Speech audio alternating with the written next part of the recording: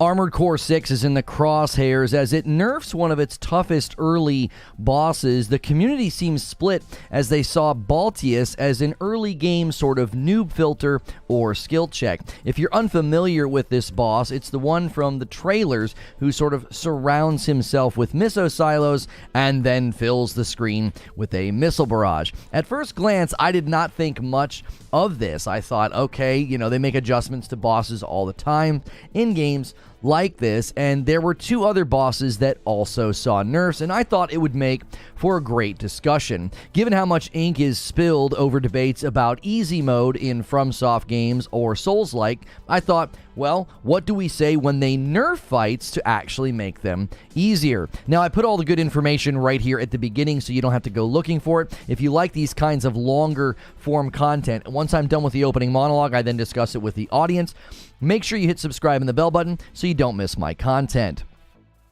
Well, Armored Core 6 is under criticism for something I didn't expect to see. A recent patch is being accused of to adjust our game to land better with the community. Do we need to adjust our game to land better with those who sort of want the game to be easier? With the popularity of the game Elden Ring, they may now be seeing Armored Core on a larger stage. Was this part of a design philosophy for the game, though? Did they see difficulty spikes and fail spikes happening way too early or earlier than they intended? So first, I want to look at what they did, and this is difficult because the patch notes are somewhat generic. This is why you want to then, I think, look at the community response. Largely when they make changes in games like this with Elden Ring as well as Armored Core, you have to kind of turn to the community. They're the ones testing things. They're the ones sort of running to the forums and the places to say, hey, this is what's going on, this is the results, this is how much damage output or damage mitigation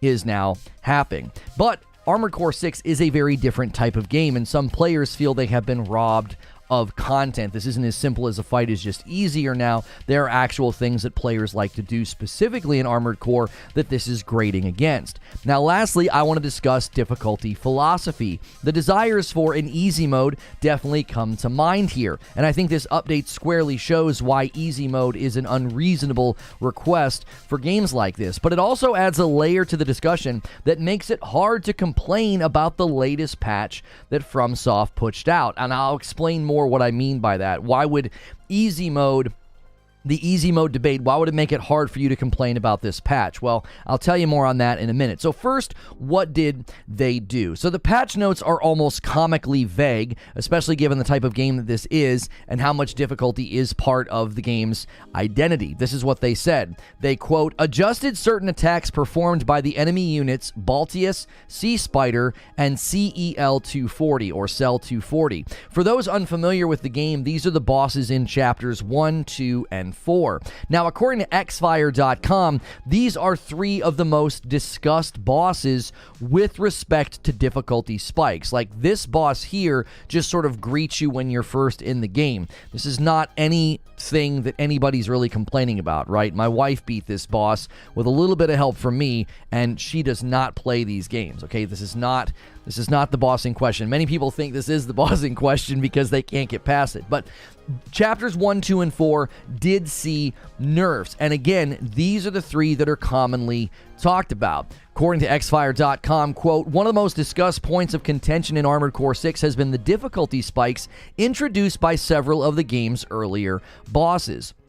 And then they say these are the three that are commonly discussed. These are the three that got adjusted. According to Xfire, the most troublesome aspect of the Balteus fight is what was adjusted. Post-patch adjustments have made Balteus's homing missiles a tad less accurate, okay? So basically, he fills the screen with a missile barrage, and it's a little bit easier to get away from those attacks. Now, I'll refer to what the community's saying, because the community's saying it's not a little bit easier, it's a lot easier. So we'll look at those responses in a moment. Now, the other two bosses have also additionally been toned down. Quote, additionally, the 4th chapter contender, Cell 240, now reportedly inflicts lesser damage with specific attacks, and the formidable Sea Spider is now more susceptible to energy and explosive weapons, thereby altering the combat dynamics. So this is all somewhat subjective. We're going to have to rely on players testing and trying out the bosses compared to what was experienced prior to the patch. A lot of the times you're relying on data sort of being collected and tabulated to say, well, this is what the boss was doing, this is how much damage the boss was taking, and now it's taking less, more, or whatever. Personally, at first glance, this is what it feels like to me.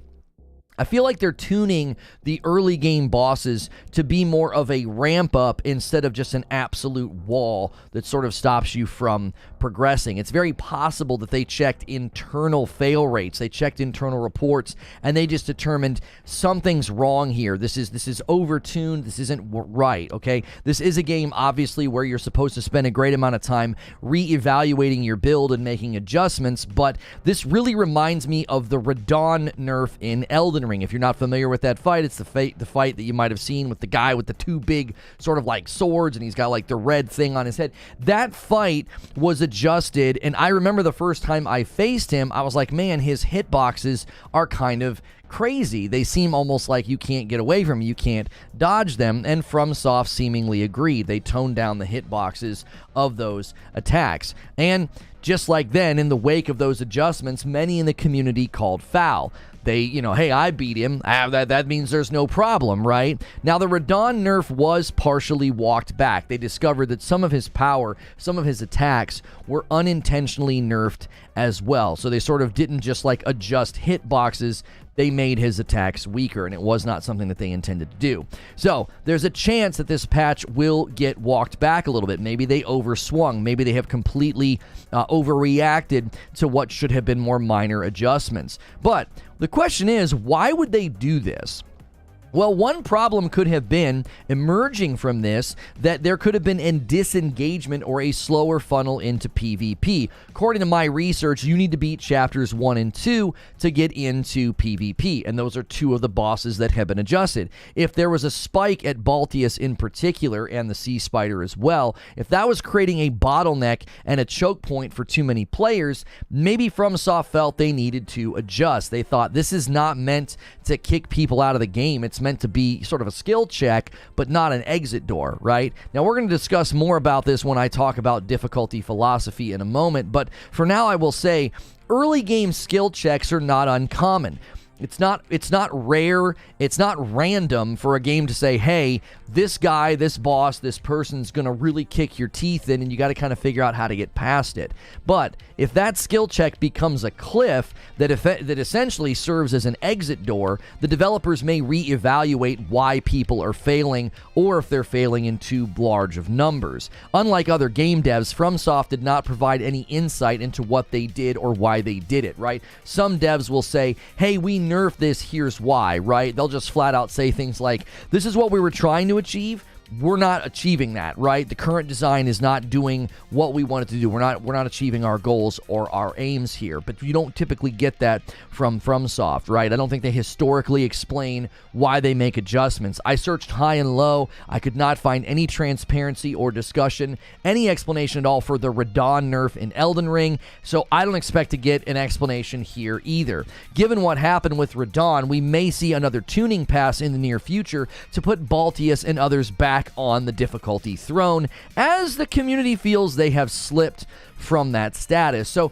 let's look at the community response. I do think that's going to be a common theme when a game like this rises in popularity and people really like it, and then it gets adjusted down. For starters, it seems that Balteus no longer requires high-level reflexes and dodging like he previously did. One Reddit user claims that the fight now requires minimal dodging. One member of our community here in our Discord, that is for members only, they remarked and, quote, said, they nerfed the F out of him. You don't even have to try to avoid the missiles now. I literally just strafed, okay? That was from Eugene. He plays lots of FromSoft games here. And he was like, I just strafed. I didn't even have to dodge anymore. This guy's been kind of neutered into the ground. But if strafing is all that is required, just from the footage that I've seen, that means the fundamentals of the fight have been dramatically affected. Also, the same player, Eugene, that expressed this, he said he feels he's been robbed of content, okay? Being able to play really hard bosses and go for an S tier run, which means you're going through that mission and that fight and you're trying to do everything almost perfectly to get the S tier rank. Well, that's now gone. Okay, that version of Balteus no longer exists, and there's no way to like prove that you beat him in that state, unless of course there's a way to like roll it back and like show people that you've rolled back your game. Okay, being able to roll back to vanilla and achieve an S tier rank on the hardest boss checks is actually something that I understand. I get why people would want to do that. Okay, it's not necessarily something that I would want to do. All right, but I get why players feel cheated. They almost feel like that content's been taken away from them. According to Deserto, however, the differences are negligible and they are being overblown. Quote, the prevailing opinion is that the nerf is negligible at best and certain players are inflating its seriousness to capitalize on the pre-nerf Balteus sense of achievement. They want Balteus to be so much weaker now, one user explained. If Balteus is tremendously weaker now, that means they beat him when he was much harder. I could definitely see that side of this. I could definitely see people sort of overstating just how hard he was and like, hey, he's a joke now. But I think there's another aspect here that's not being considered. When you've beat a boss over and over and you go back and you fight him once he's been slightly nerfed, that nerf will likely feel more extreme to you. Why? Well, experience bias. Your reflexes, your awareness, your muscle memory has been sharpened by the previous level of difficulty, and the slightest bit of softening will seem like a complete overcorrection. Play a game with the difficulty settings all the way up, okay? Fight a boss at the absolute hardest setting, and then after you beat him, replay that same boss and bump the difficulty down by 1. You will likely feel that difference in a much more potent and abundant way. I'm not talking about like taking away from the criticism or the frustration of the players here. I just think we need to understand that if you're only going to the people that have already beat Balteus, their bias is going to tend to exaggerate this adjustment because they were playing him at his height. And even if they tone down things slightly, it will feel, I think, far more strong and far more emphasized by the people who have already beat him. I'm just trying to sort of contextualize why some players, of no fault of their own, they may be sort of exaggerating the difficulty nerf. Also, there's differing views on the fight pre-patch. According to GameRant, quote, these missiles have been so relentless that even dodging them perfectly still results in a small amount of splash damage most of the time. So if the tracking was that extreme that even when you were pulling off a really good or quote-unquote perfect dodge, you were still getting hit by splash damage, that's not good design, okay? Damage in these games is supposed to be something that you can mitigate and get away from. There should never be automatic damage, right? If tracking's been toned down to remove that possibility, I probably agree with the change, especially given how early in the game the boss lands. This is Chapter 1's boss that we're talking about.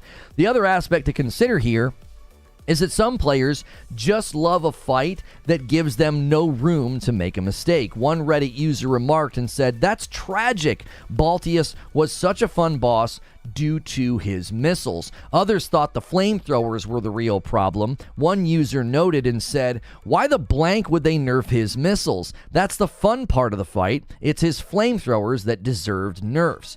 For some players, this was not just about, well, it's too easy, my prestige and my achievements been diluted because now noobs can beat Balteus. This is a game where you replay, you tinker, and you customize your build quite a bit. And having a fight nerfed that you have managed to finesse or dance around is understandably disappointing. They aren't sort of done with these fights. That's not the way these games are played. You replay them, you try a different build, you go for a better rank, etc. That's an intrinsic part of the game, and an intrinsic part of this fight has been changed and altered. But that leads to the discussion that I believe we need to have about difficulty philosophy. I think one of the primary problems with discussions like this is the baked-in belief and presumption that, well, I beat that boss or I beat that fight, therefore that fight or that boss is totally fine. They're essentially saying that because they beat the fight, there's no problem. There's an almost religious commitment to claiming the game has no flaws, which is strange and oddly contradictory if you really think about it. Apparently the game's perfect, it's without flaw, and the fight should just be left alone, which would mean that you really think FromSoft knows what they're doing. But then you use that alleged expertise and that perfection to claim that they don't know what they're doing when they push out a nerf. Well, which is it? Are they so exceptional as developers that they created a perfect game with zero flaws in boss design and difficulty? If so, what happened? Why are they suddenly clueless and out of touch? Now, obviously, not everyone is so extreme. Not everyone is claiming that the game is perfect, but it largely feels that way. I believe the starting premise for the game that, it doesn't need nerfs, it doesn't need adjustments, they shouldn't do any of this. I think that's a difficult thing to substantiate, especially when the devs themselves don't seem to believe that and they adjust things. And this touches on the easy mode debate. You probably won't like the first thing that I'm going to say. If you've been upset about these nerfs, you're not going to like what I'm about to say. Much of the debate about easy mode centers around the idea of respecting the devs' vision for the game. They build the game, they want it to be hard, and that doesn't square with an easy mode. Okay, so typically that's what people say. They're like, well, it's their game, you should respect what they want to do with their game. Well, it's hard to argue that strongly for respecting the devs and their vision and their philosophy for the game, and then turn around and essentially do what easy mode apologists do. You just do it in reverse. You think you know what's best for the game. I know the Goldilocks level of difficulty. I know that this fight was just right, okay? It's the same way I think that people say, well, I know what this game needs. It needs easy mode. In the same way, I think I pretty consistently dismiss folks who ask for an easy mode, right? I'm like, listen, these people should be dismissed. I think that's the right approach here. I don't think that the requests are legitimate. I think we should say, listen, it's the developer's game. It's their vision for how fights should go, for how difficulty should slope up or ramp up. It's something that they're in control of. If they looked at Armored Core 6 and they looked and said, listen, the fail spikes, they're happening too early and too often, and they determined that changes were needed, well, then by all means, they should adjust it.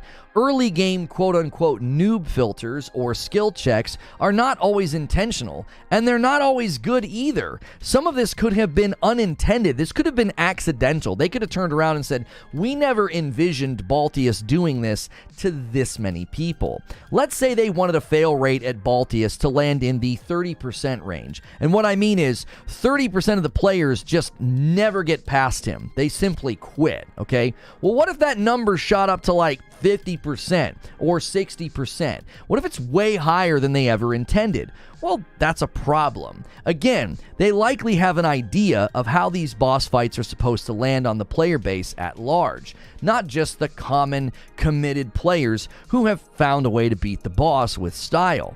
Now, the second thing I have to say about how this actually touches down on the easy mode debate, it will not make the easy mode apologists happy. This proves why games like this cannot simply, quote, add easy mode. These bosses and these fights are fine-tuned, to the point that if you lower the targeting of one attack, it changes the entire fight. This is just a window into how much work goes into enemy strength and difficulty. They even tweaked one of the fights to make a boss more susceptible to certain weapons. These are not the kind of minor adjustments you can make when a game has multiple modes of difficulty, because each mode represents a version or an interpretation of that fight. And every single mode, easy, normal, medium, hard, all of those, they will experience the changes and the adjustments to difficulty differently. This becomes especially complicated in games where you have different ways to build and customize your character. I have seen some crazy clips of builds in Armored Core 6 that shred through bosses like paper. I remember seeing similar things during Elden Ring, just absolutely insane builds. Now, some of the clips from Elden Ring were from New Game Plus, where you get a little OP, you're a little too strong those first couple of times you roll the game over. But the point is that these games give you a lot of options for building and overcoming difficulty. Now that gets squashed flat if you add an easy mode. I also find the premise that games should be accessible to everyone a difficult starting position. First, accessibility is about removing barriers for folks who may be visually or motor impaired. That's not about making the game easier. It's about making the game accessible to someone who maybe only has one hand or has to play the game with their mouth. Opening up accessibility options for people like this is actually admirable. It's not a requirement, but it is certainly something more and more studios are working on. Making the game easier is not about accessibility. It's about approachability. You're making the game more approachable or beatable. These are different categories. But even difficulty gets hard to quantify. How easy should a game become? My son and I are playing through It Takes Two, and some sections are taking significantly longer than when I played the game with my wife. Neither my wife nor my son are what you would call pro gamers. The platforming in general is where they both kind of struggle. It's not where they shine. Now, how far down does easy mode need to reach? Are we making the game approachable to more people, right? That's the premise. Well, eventually somebody's going to be left out. There are fighting games. There are driving games, right? I would be terrible at most, if not all, of the fighting games and the driving games that are out there. Why? Well, I lack experience, okay? Well, should they make those games have brain-dead easy modes for folks like myself?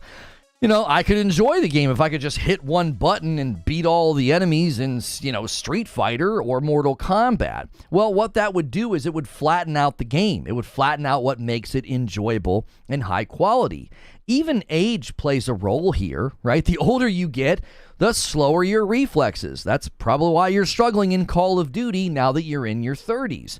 Plenty of games require faster reflexes or quick response time. Well, is it ageist to not have modes that slow the game down for the elderly? I'm not being facetious here. I'm pointing out the glaring flaws in the premise and the starting position that drives all of these calls for easy mode, okay? You don't really have a leg to stand on. You don't have a good argument because what you're essentially saying is, well, I want easy mode so I can beat the game. There are plenty of games that aren't beatable. They're not approachable because somebody is either older and has slower reflexes or they're younger and they're inexperienced. Adjusting games for that gamut of potential experiential difficulty or easiness, I just don't think you can legislate to that.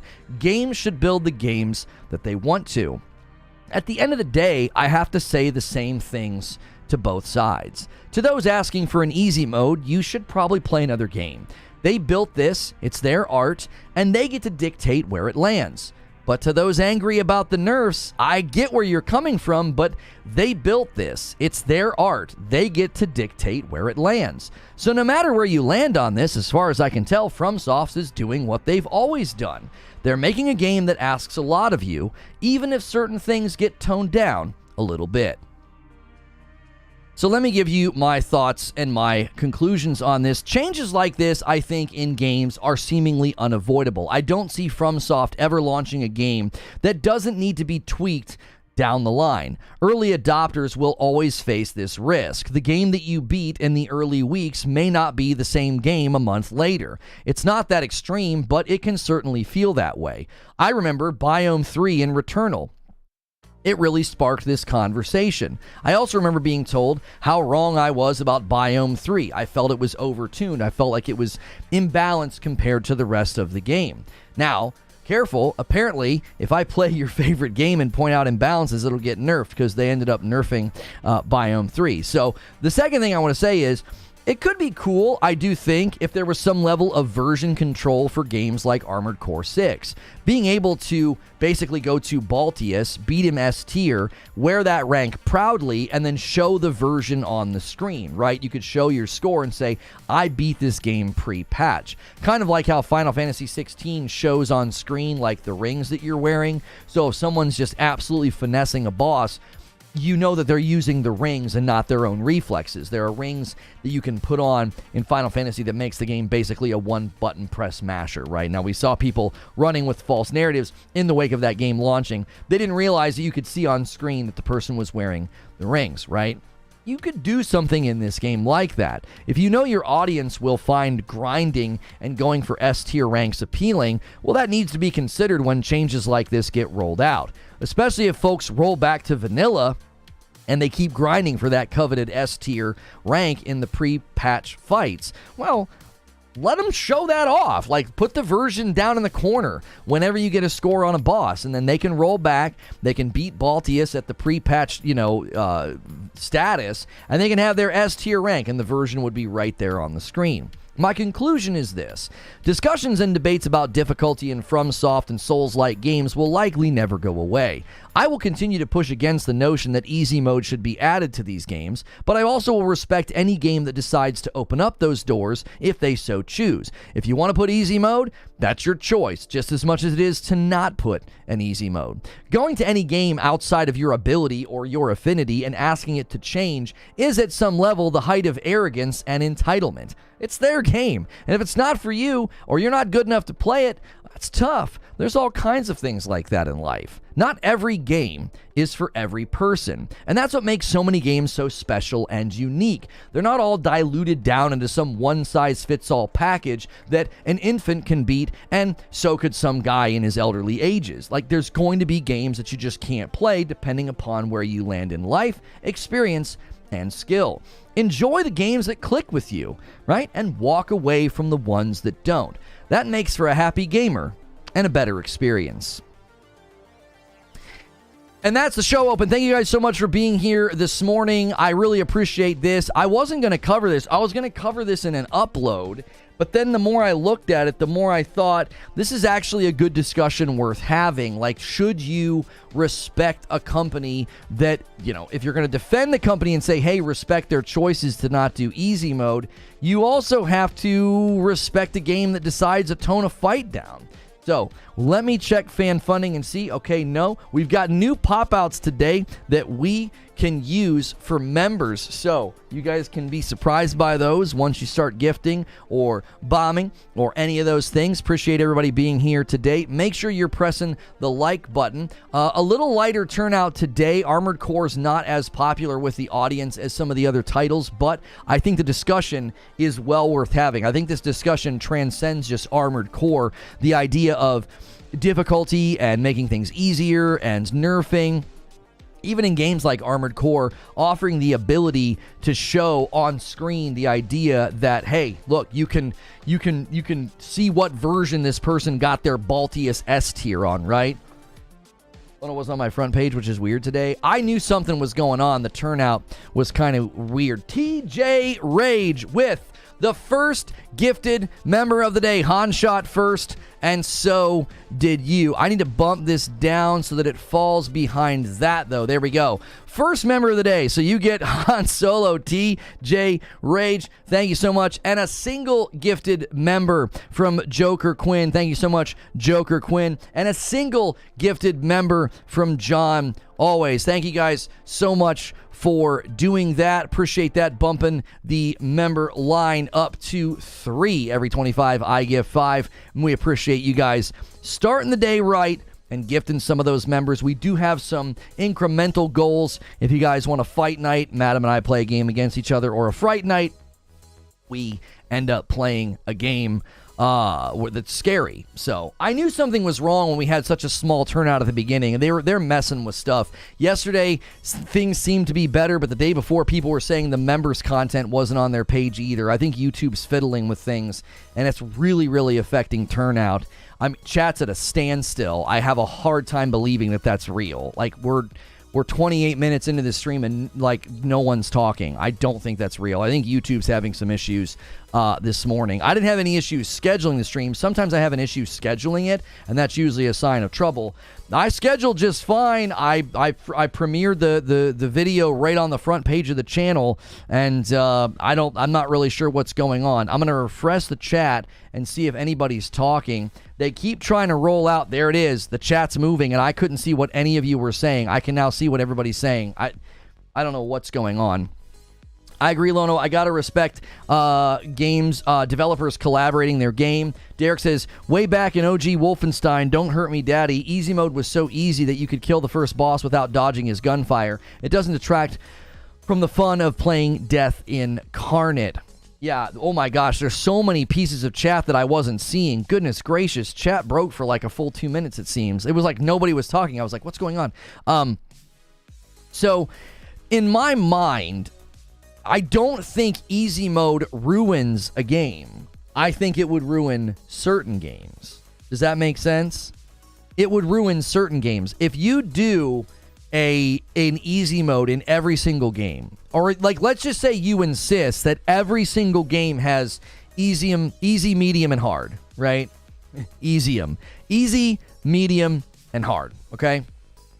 Well, the difficulty there, I think the challenge there is you're making every game kind of one size fits all. It's like, well, no, every game you can just tone it down. Every game you can take it up to hard. I don't think every game needs that. I think some games it's far better for them to fine tune everything and to have the fights set exactly right. Like if I recall some of the fights in some of the fights in Sekiro, they wouldn't work if you could just make it easy. Everything about the fight's been fine tuned to take you to the very edge of breaking. That just doesn't work if you can turn it on. Oh, just make it easy. It honestly doesn't make sense to me. They could put a mode that's almost just like watching a movie. It's so easy. It doesn't affect me whatsoever. It just, as the ultra hard mode, doesn't. But it does affect people. It affects the perception of the game. It affects the identity of the game. It does. If you go into... Imagine somebody saying, I really like your album, but I really want to turn off the electric guitar and the vocals. Well, that's not the same song anymore. You've turned things off. It's not. It's completely altered. Like you're altering the art form.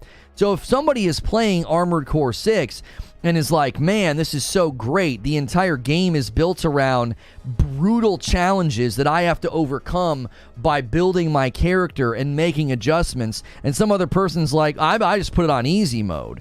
Well, what you're doing is you're just diluting the identity of the game. That's not an option with most pop music. But you get what I'm saying. I don't think people consider that the developers, they look at a game like this as art. It's like, no, this is the thing that we want to build. We want it to be really, really difficult. We want it to be extremely hard.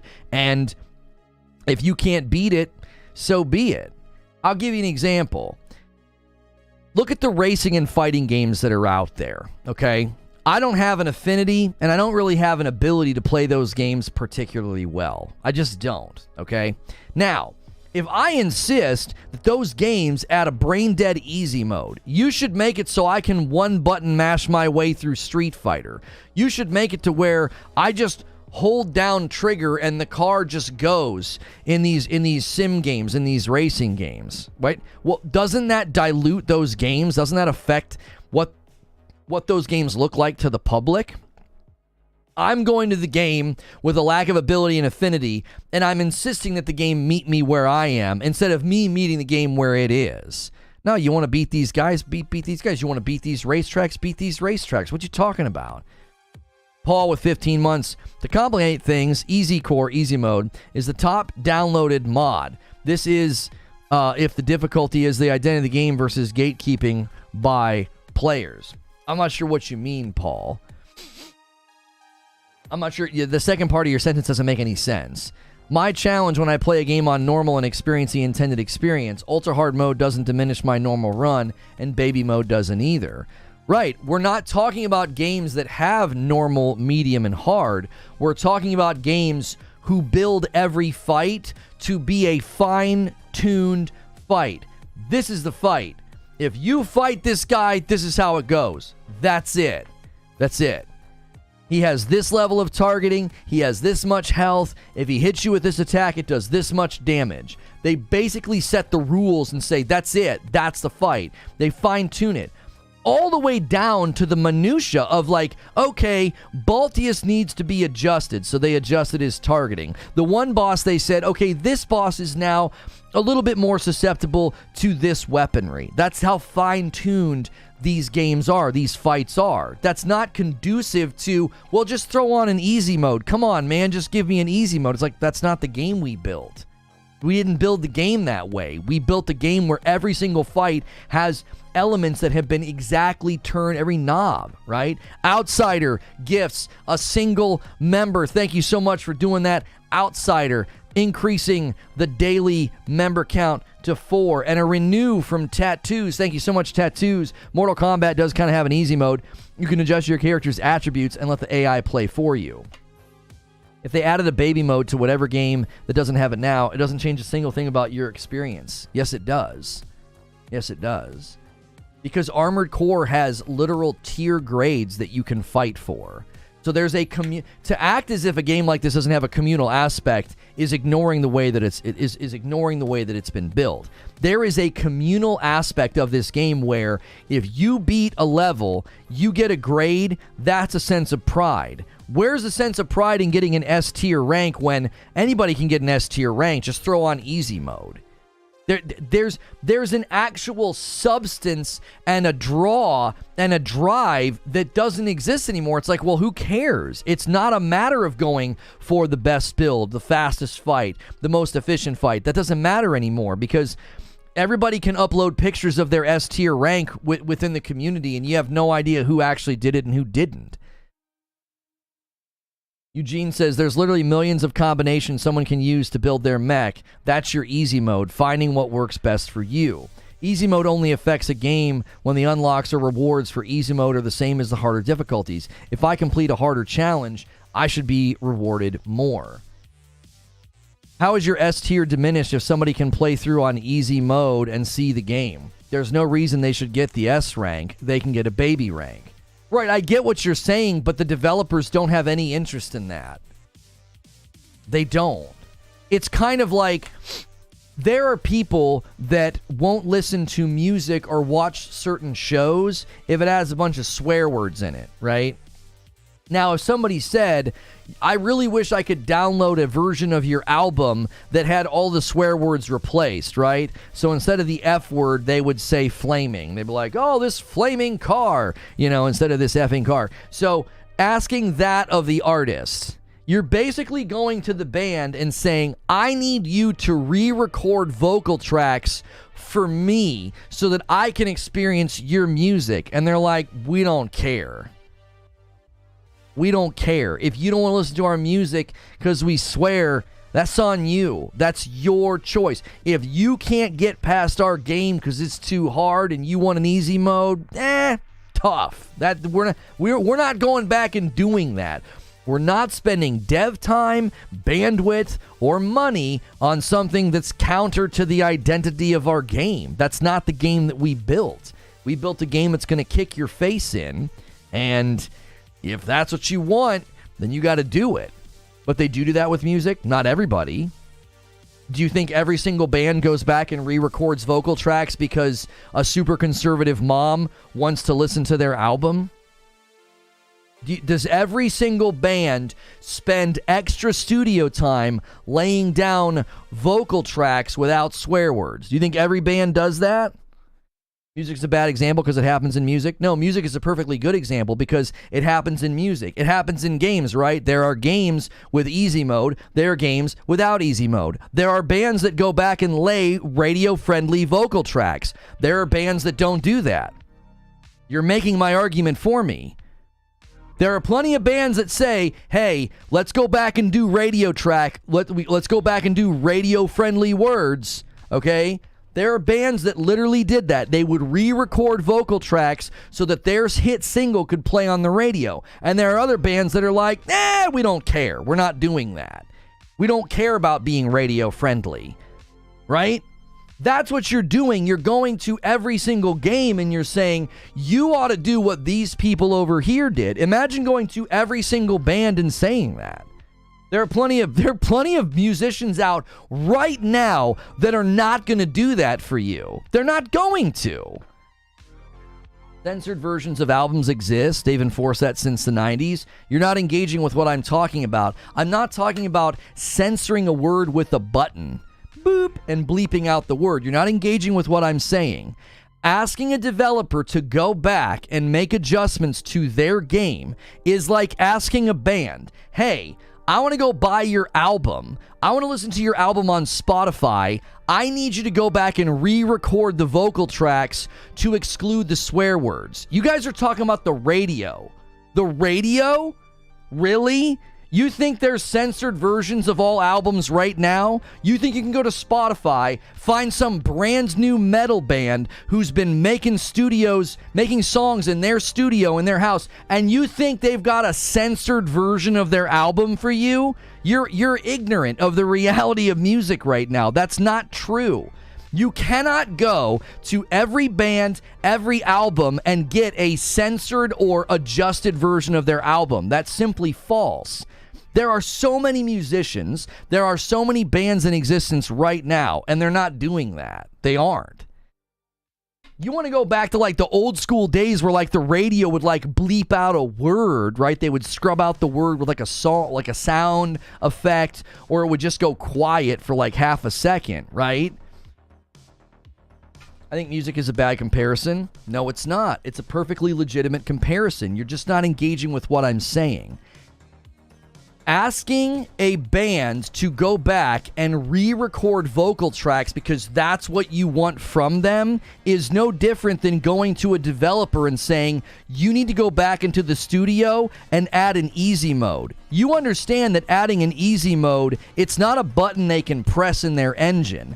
They would have to spend development time. They would have to spend hours and money adding an easy mode, and then they'd likely have to do their own internal QA. Some of these companies outsource QA. They'd have to pay another company to debug and do quality assurance. Certainly not as common.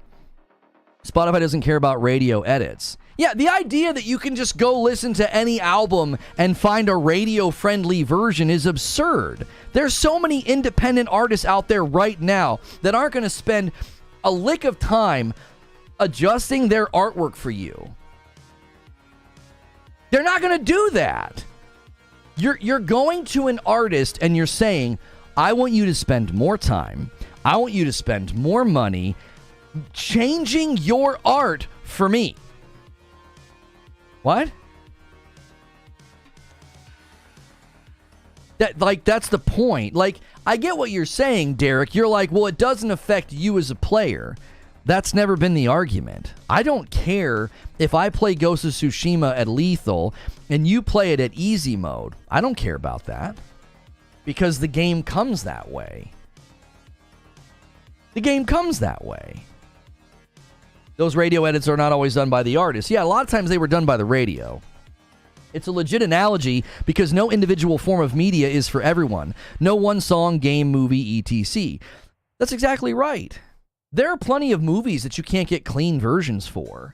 Now, there are third-party companies that give you access to movies that clean everything up, right? They take out all the hanky-panky and they take out all the nudity. But the studios don't all do that. The actors don't do that. All right, everybody, we need to refilm this shot. Yeah, everybody put your clothes back on. Yeah, they're going to hold hands, and they're going to read poetry instead. Right? Yeah, put your clothes back on. Yeah, So there's going to be a version of the movie where, you know, they get naked and do stuff. There's going to be a version of the movie where they don't do that, right? We need two versions of the movie. We need a kid-friendly, version, and we need, like, the X-rated version. Studios aren't doing that. They don't. They make the movie and they're like, that's in the movie. If you don't like it, so what? You can go to third-party companies that remove all that stuff, but the studios aren't doing that. They're not. And yeah, some of those companies have gotten in trouble for doing that because they're modifying the artwork. So, if you're going to play a game that has easy, medium, and hard, I don't care what difficulty you play it on. I don't. It doesn't bother me one bit.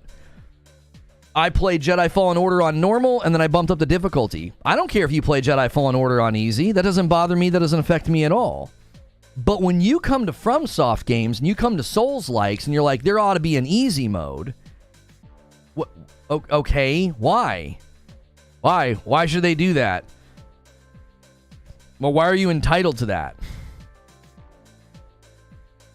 There's no case to make, I don't think, a logical, well-argued case to make for easy mode, because even easy modes are sometimes not easy enough. I could put Ghost of Tsushima on easy mode, and my son would probably die all of the time when he played it. He wouldn't be able to beat it. He wouldn't be able to beat it. Now, they have, like, story mode in, like Ratchet and Clank, and my daughter's playing Chia right now, and I have it on, like, the easiest setting. Like, she can't die. Like, it's not possible. It doesn't happen.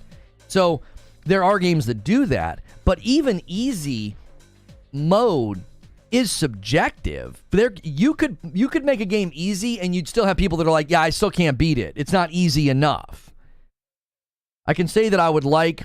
Okay, I can say that I would think it'd be cool if From added a baby mode without thinking they should be forced to if they don't want to. If they never do, fine. If they add baby mode tomorrow, fine.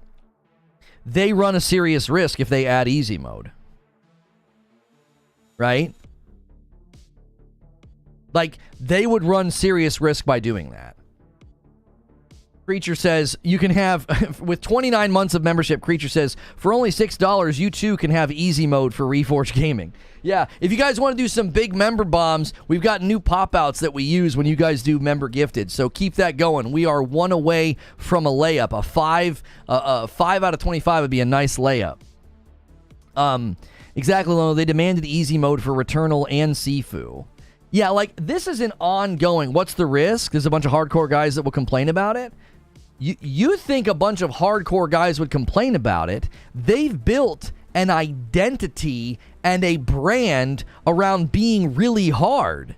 And if you get rid of that fan loyalty, buddy, you better believe if you break too hard from fan and brand loyalty, it will hurt your product.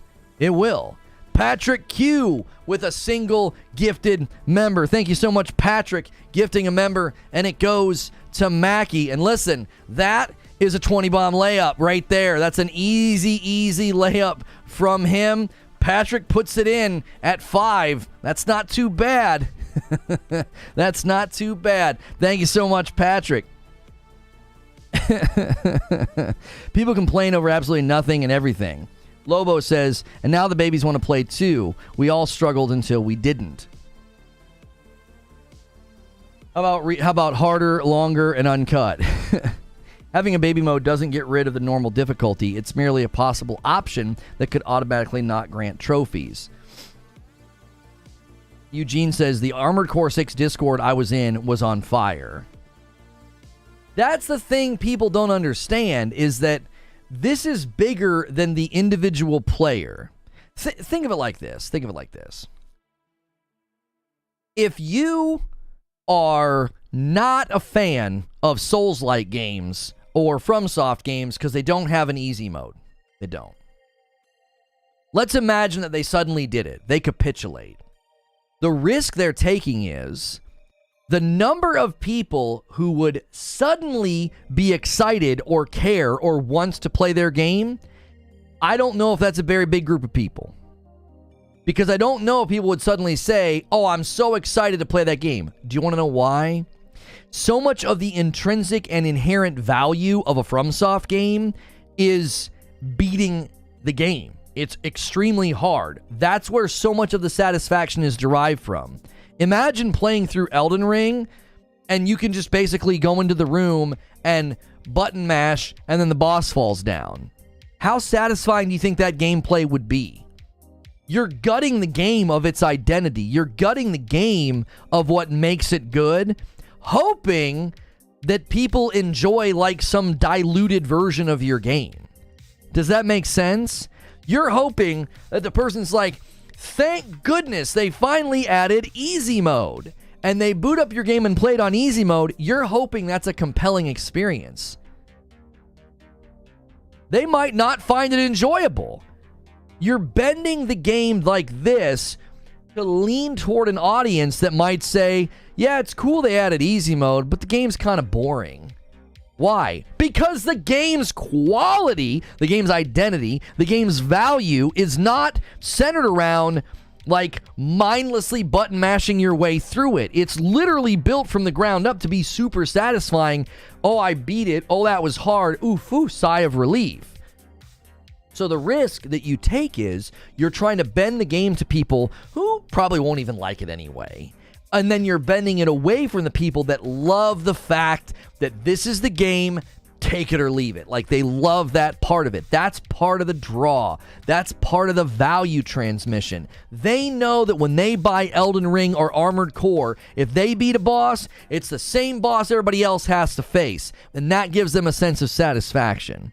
I feel pretty good knowing I'm in a small pool of players globally that have beat Sekiro. Like, that feels good to me. It adds to the experience. It adds to the achievement. If you try to please everyone, you please no one. Precisely. James, with 16 months, says, Elden Ring is probably the easiest Souls game from FromSoft that they've put out, and it made more bank than all previous Souls games combined. Coincidence? Well, Elden Ring was breaking records. It was the most anticipated game in breaking records before anybody had concluded that. So I don't agree with your correlative causality conclusion. You're drawing a causality from a correlation.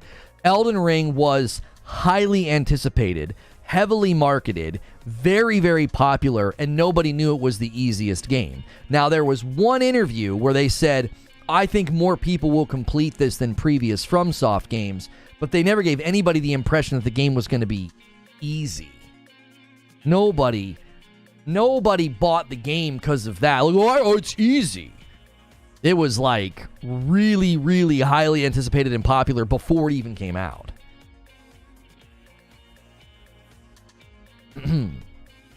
To argue you can't think about a single player that say they made a change it would tick them off, the elitist is silly. They're a company. The widest audience is preferred. No.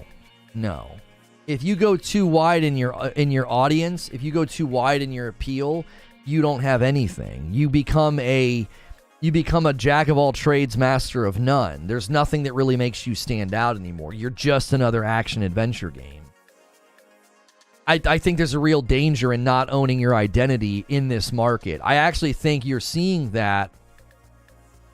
You're seeing this sort of push to photorealism, and games are all kind of starting to look the same. I think games need to start harnessing art style and really own their own identity, because if they don't, you're just gonna have a bunch of photorealistic games that all look the same.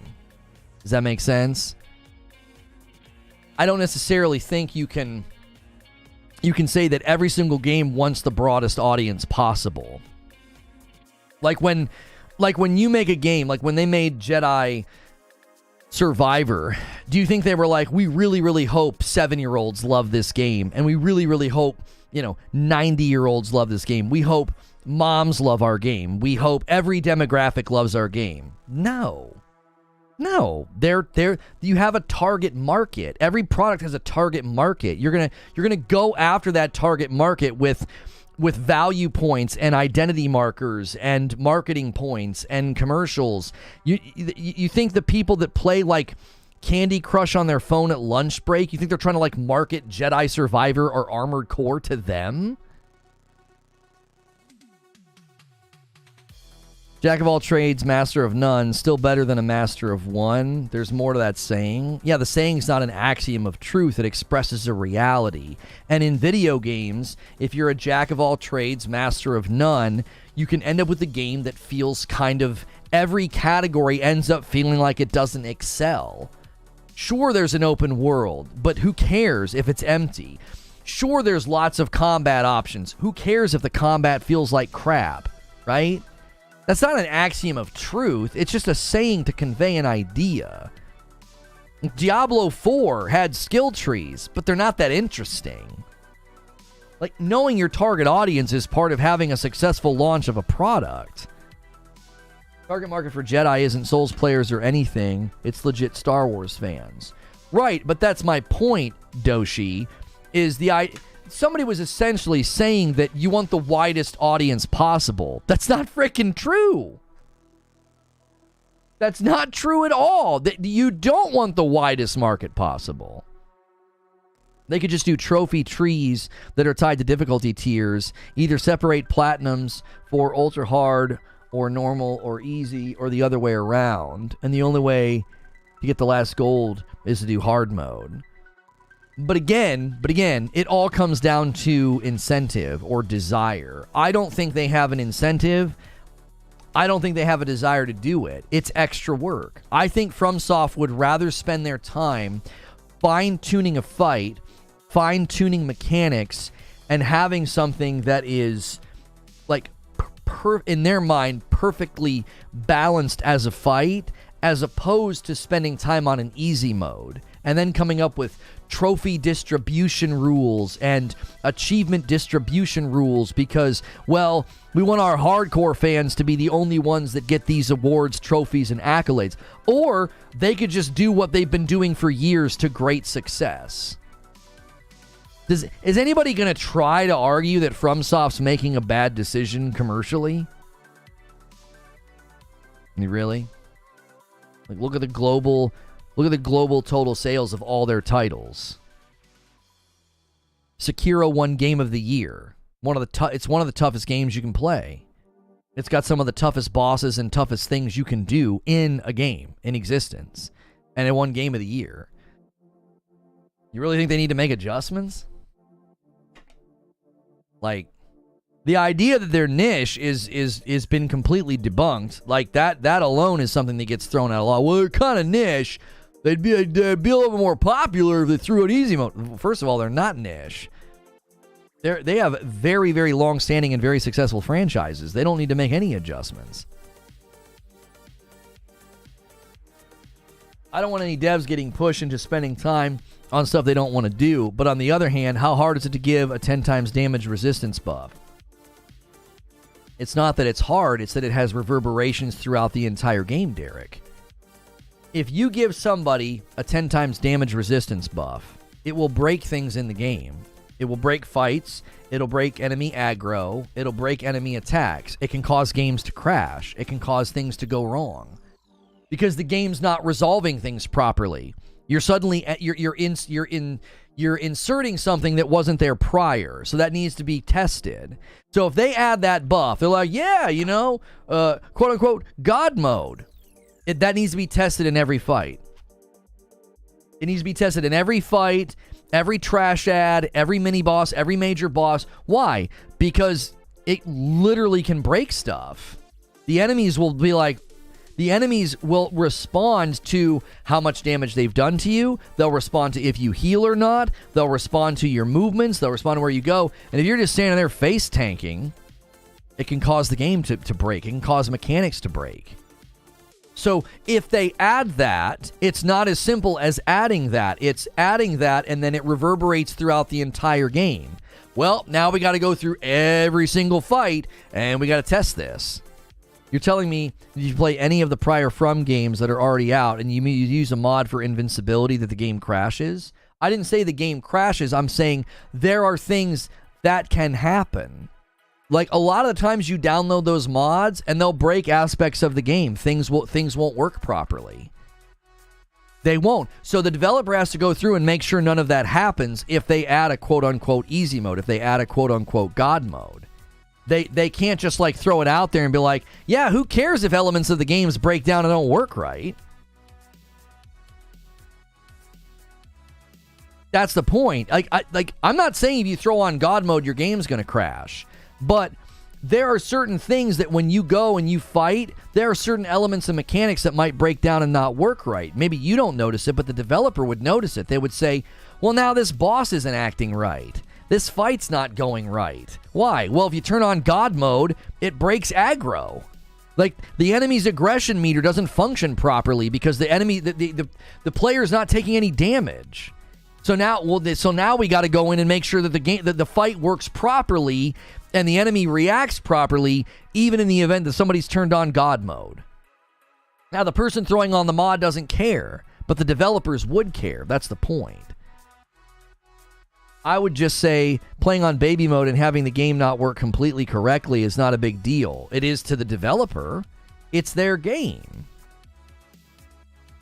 There are parts of the game that literally give you more resistance. Yeah, there's pieces, there's parts, there's builds, there's an internal economy. There's all these things they would have to consider if they add this easy mode.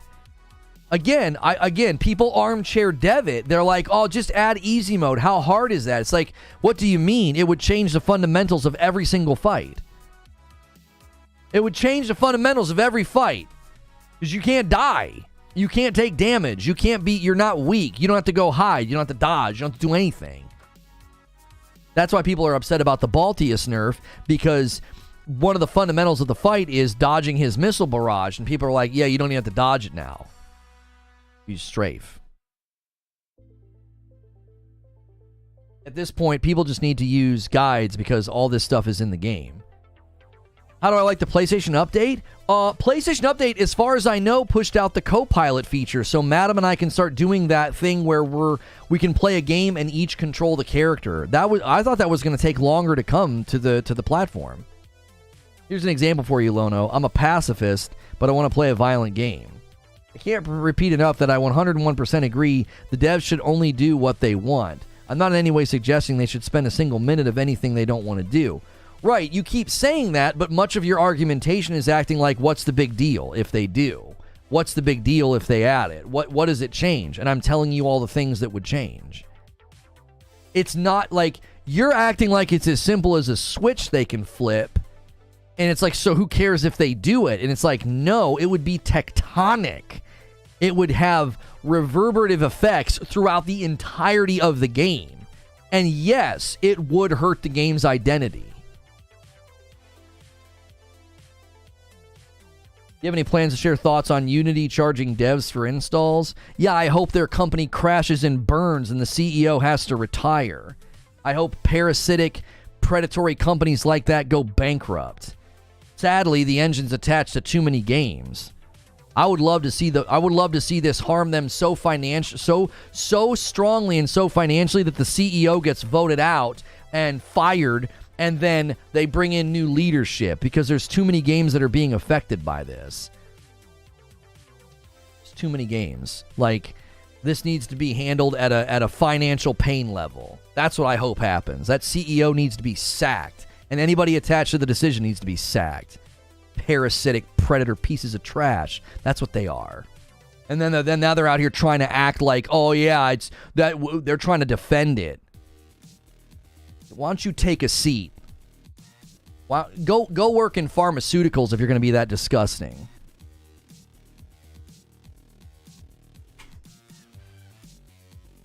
Souls games have easy mode already. Just farm souls or use magic. Well, I mean,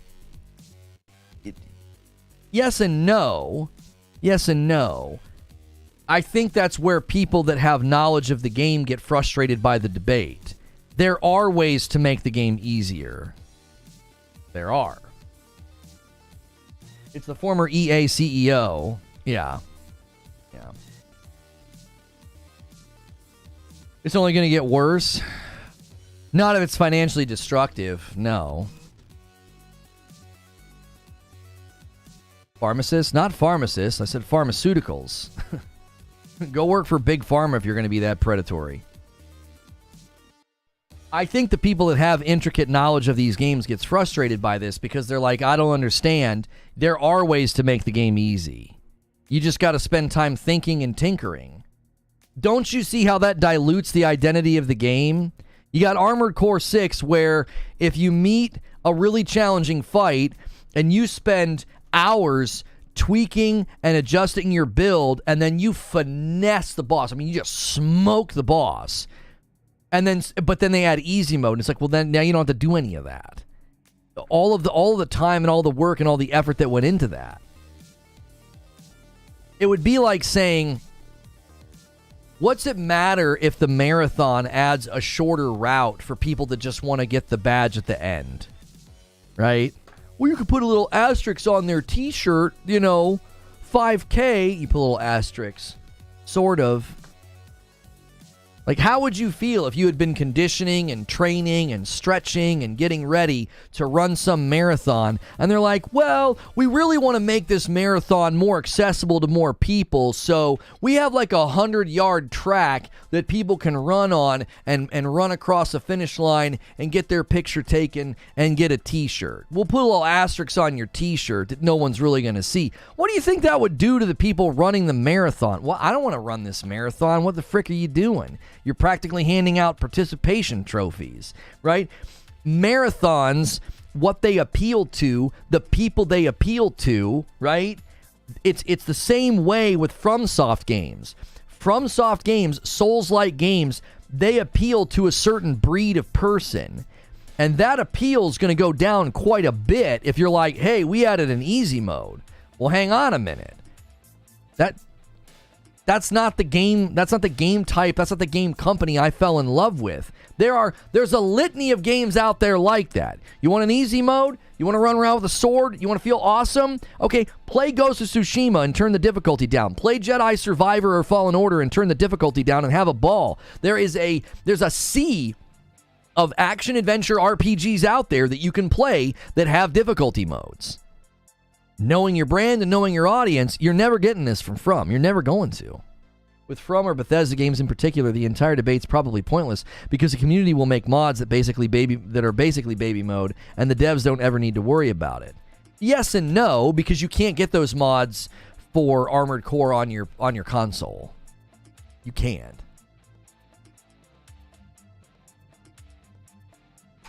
Eugene says, I don't come to Baldur's Gate 3 asking for real-time combat. Precisely. My wife wanted to take a picture of her character last night because a friend of hers was like, hey, you know, is your husband still into gaming, right? Are you guys playing Baldur's Gate 3? And she wanted to see a picture of her character. I booted up the game. I couldn't freaking figure out how to open up inventory. I was like, what kind of a game is this? Like, pause, no. Touchpad, no. Huh? What do I do? I had to like look it up. Like, you got to hold left trigger and then push a stick in, and then I was like, what on earth? It's a complicated game that's probably a little bit more manageable on a mouse and keyboard. More than likely. The fundamental issue here is that a developer like FromSoft's wholly convinced that the most fulfilling way to experience their creation is to do it with their version of difficulty. That's the thing I think you need to understand in this debate and discussion, is if you go read the interviews with the guy he's doing the interview circuit about Lords of the Fallen, right? Go read the interview, right? Go read the interviews about Elden Ring, Sekiro, and Armored Core, okay? There is so much thought and philosophical care that goes into these games. Easy mode is like another language to them. They're like, what? I don't speak that language. What are you talking about? I don't know what you're talking about. That's not what we're doing here. It's excellent on controller. I'm assuming once you learn to navigate the menus, it's probably not too bad. But mouse and keyboard in a game like that's probably a little bit faster just to navigate and get to and from places. It's scoring very well on console, so I'm imagining that it's fine. It's just, I didn't know. I was like, what the frick am I doing here? Like, I can't just pull up my inventory, you know? Maybe my assumption is wrong, but I thought easy mode was for people that buy a game and don't play often. That's the result of marketing. I'm not sure what you mean. Souls games are the genre that interests me the least out of any genre. However, even I don't want them adding an easy mode. Yeah, more people need to be like God of Oryx. How you doing? New to your channel. Is Armored Core 6 really that difficult? Because I beat all 3 playthroughs. My first playthrough I died plenty of times and I still enjoyed it. If you're familiar with these type of games, Angry Kangaroo, and you know how to kind of build your way around the skill checks, the knowledge. I think this game's more than skill checks. It's also like knowledge checks. This just in, old man mad at video game controls. I I've played RPGs my entire life, and every time you're trying to get to your inventory, you just hit like the pause button or the center button. That's all you ever have to do. I've never had it be like multiple button presses to get there, so it wasn't a big deal. I literally just shut down Jedi Survivor. I'm like, oh, let's let you take this picture real quick, and then we can watch Ahsoka. And the game took forever to load. I was like, come on. And then I just couldn't pull open her inventory. I was like, okay, I thought this was literally going to take 10 seconds. Like, come on. So it was a unique instance. It wasn't us actually playing the game. But if FromSoft, the day they add easy mode is the day Miyazaki leaves us for the upper room, it would destroy their identity as a dev. Right. So what Angry Kangaroo is getting at, though, I do think in general, if you're familiar with these types of games and you know how to kind of navigate around the pain points and the skill checks, as I said, they're not just skill checks, they're knowledge checks. You have to kind of know, okay, this is happening in the fight. Here's how I can adjust. Here's how I can overcome. I'm new here. I saw your live when I searched Armored Core 6. Thought I'd stop by. Hey, if you're new here, I do a talk show like this pretty much Monday through Friday about a variety of topics. So we cover everything here. We also do uploads. So I did yesterday a stream about the PlayStation State of Play rumors, and then I did an upload about Horizon Forbidden West Complete Edition. I'm going to have an upload today about Cyberpunk and why I'm kind of concerned about some of the things we're hearing about Phantom Liberty, but that'll be later. That'll be in like an hour. And right now we're having a live discussion. I sort of did an opening monologue about some of the nerfs that took place in Armored Core 6. We're sort of debating the nature of difficulty in games, difficulty modes, easy modes, etc. If you really want to support the stream directly, if you've already hit like and subscribe, thank you for doing that. Make sure you have smash like button. We should have 300 likes by now, so make sure and take the time to do that. But if you want to become a member, here's all the benefits you get. You get badges, emotes, you get a daily member stream with me. It's at the end of the day. You also get Friday night streams with my wife, and then you get members-only Discord access. So that's a great reason to support the stream directly with a membership. And if you hang out a lot, you may get a gifted membership. We have a very generous crew here, and we're pushing towards a 3,000 member goal, and that'll unlock a fight night where my wife and I have to play a game against each other. There is a fight night this week. This Friday night, my wife and I will be playing Mortal Kombat 1 against each other. It should be hilarious because we don't play those types of games, like, at all. Armored Core 6 isn't hard once you learn how to build your mech. People are finding more and more interesting combinations because community knowledge is growing. Give me 1 second to open up the office door. We're in that weird cooldown period, so the AC's not kicking on.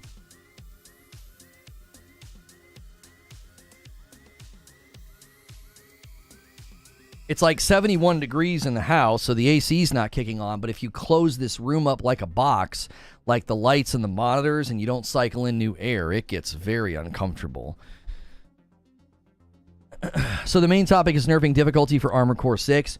Well, we sort of springboarded off of the changes, so if you're not aware, they made some changes to the Chapter 1, 2, and 4 bosses, right? The Balteus, the... it's not, I want to say, I know it's wrong. It's not Sea Turtle. I want to say Sea Turtle. Cell 240. They made some changes to those 3 bosses. And the community was irritated at that, right? They were not happy about it. And so we started talking about basically one of the contentions from, people typically that defend FromSoft games when easy mode comes up is they say, well, you need to respect the vision of the devs, right? Well, you need to respect the vision of the devs. And I'm kind of saying that back to them right now. If you are thinking that no easy mode, respect the vision of the devs, Sea Spider, thank you. I was like, I know it's not Sea Turtle. I know that's wrong. You will face the mighty Sea Turtle. Anyway, if you're going to argue that we should respect the devs for not doing easy mode, you kind of have to respect the devs when they adjust a fight because they think it's overtuned, it's too difficult, something to that nature, right? I think that is my pushback. But then on the other side, I said these adjustments to these fights, it shows people how you can't just add easy mode to these games. These games are complex. They have minute things they can change in a fight, and then the whole fight changes. They adjusted Balteus's targeting of his missile barrage, and it completely changed the fight. Completely changed the fight. Lono, for some Armored Core, for some AC, you can get a Wi-Fi unit that will detect the temp in your room, and it'll cater to it. Well, but the problem with that, Russell, is I would basically freeze the rest of the house. If the rest of the house is at 71 or 72, and I'm down here baking because my door is closed, like I'm already cooled off because the door is open. If I do that, well, then I'm going to be sitting down here feeling kind of nice, and then the rest of the house is going to be, you know, like below 70 degrees, and I don't want to do that. I don't want to drive up the electric bill either. I can open the door. It's a much simpler solution. I walked 3 feet and I opened the door. That's it. I already feel better. So, I'm down with respect the dev, says Derek. So when certain companies include a vast array of difficulty options, cool. When others don't, cool. I'll enjoy the games either way. Why is Jedi Survivor 150 gig? I have no idea why it is that expensive. But it's well worth it after the most recent patch. I've been playing it every night, and I will just say this, no spoilers. It's not just a good story, it's an excellent Star Wars story. I'm absolutely loving it. There was a line last night, and I was like, I knew it was like a head nod and a reference to other Star Wars movies, but they did it in their own way. It was wonderful. I've been so pleased. There's still some wonkiness to the game. There's still some pop-in and some oddities. There's still some animation issues with some stuff, but the performance mode runs rock solid, and that's all I really cared about. I'm absolutely loving my time with it. Oh, it's all the 4K textures? Yeah, the download size is bonkers, and that's probably one of the reasons. Eugene says, people are going to be playing this game and killing those bosses hundreds of times. They have every right to be annoyed for a change that seems to cater to a one and done. True. Here's the... Let's talk about that. So, the central identity of this game is that you customize to overcome. If I could summarize it in a sentence or in like a saying, you customize to overcome. Guys, do me a favor. We're past the 1 hour mark, and we usually do about a 2.5 hour long stream. So we're kind of past the halfway mark of the talk show. Do me a favor and take a second. A lot of you lurkers, make sure and hit that thumbs up button. YouTube's been acting funky, so make sure it's saved your like. Chat's been acting kind of weird, right? And consider you could give some members as well. Get that number going. And don't forget to turn on notifications, because YouTube's acting funky today. We're not showing up on home pages, so always check your sub feed. If you don't see me on your home page, check your sub feed. We had some people saying this morning I wasn't on their home page. YouTube's making some changes, and it can fiddle with that stuff. So the identity of this game, its central offering, is customize to overcome. Like, if I was going to give this game a motto or like a byline, it would be Armored Core 6, customize to overcome. That's what you're supposed to do. And not just that, you can achieve higher levels of excellence. Yo, Ragnarok gifts a single member. Thank you so much for doing that. Single member bumping the line up to 6. We got these handy dandy little pop outs. You guys will have to wait and see what the big ones are, whether you do a 5, 10, 20, or 50 bomb, or even a layup. That's actually an Agent of Chaos layup. I didn't do Agent of Chaos. Shoot, I forgot to do Agent of Chaos. How does one check if the like is saved? Just look and see if it's still highlighted. Just look and see if it's still highlighted. Sometimes likes get like undone when they've been doing these like UI updates and stuff. So if the game is about, like my shirt the other day, adapt and overcome. If the game is about customizing to overcome, but more than that, if you can like replay a boss and go for a higher rank, some of that gets affected by this, because now people that were working on a Balteus S tier rank, right? Thank you. Another single gifted member coming in from Blurred Roddick. You the best. Bum the line to 7 on the members today. Thank you so much. Let's imagine that you were really close to an S tier on Balteus, and you boot up after this patch, and you smoke him. Is that satisfying, do you think? You were like having a hard time, you were getting better, you were rounding off your rough edges, you were figuring things out, and now all of a sudden, it's extremely easy. Do you see what I'm saying? Like, I think that's where people are frustrated. They're like, well, come on, man, now the fight's not even the same. If you're working on an S tier rank for boss chapters 1, 2, and 4, the ones that got nerfed, that affects the content for those people. I totally get where they're coming from. Part of me wonders if, you know, I don't know how difficult or complex this would be. Why not give people version control? Right? Can you give the player version control to say, hey, I really want to roll back to version 1.0 pre-patch and keep working on Balteus so that when I have my little S tier thing pop up, it says down in the corner, version 1.0 instead of 1.03 or whatever this. The Armored Core 6 patch, I believe it's 1.03. So I don't know how complicated it is. I don't know how complex that is. But from where I sit, that could be something they could consider doing if that's even remotely possible. I understand why people got upset when things get nerfed or buffed like this. Another point in favor of waiting to play until updates or patches come out. Version control, I support that idea, but you might have trouble with people then expecting support for defunct versions. Well, you would just have a pop-up and a warning. Hey, if you roll back to version 1.0, there are quality of life updates and things that you're going to be missing out on. Like, you're making the choice here. We can't guarantee the stability of these builds because we've left them behind. We've patched oddities and performance issues and crashes and things of that nature, right? Like, you'd have to have like a little warning pop up, and people would know. I mean, come on. If you're rolling back your version, you know what you're signing up for. You know, there's that glitch on mission 2. I know where it is. You know, AC4 had version control. Did it really? Version control would take a lot of space locally. If done remotely, it would cost a lot.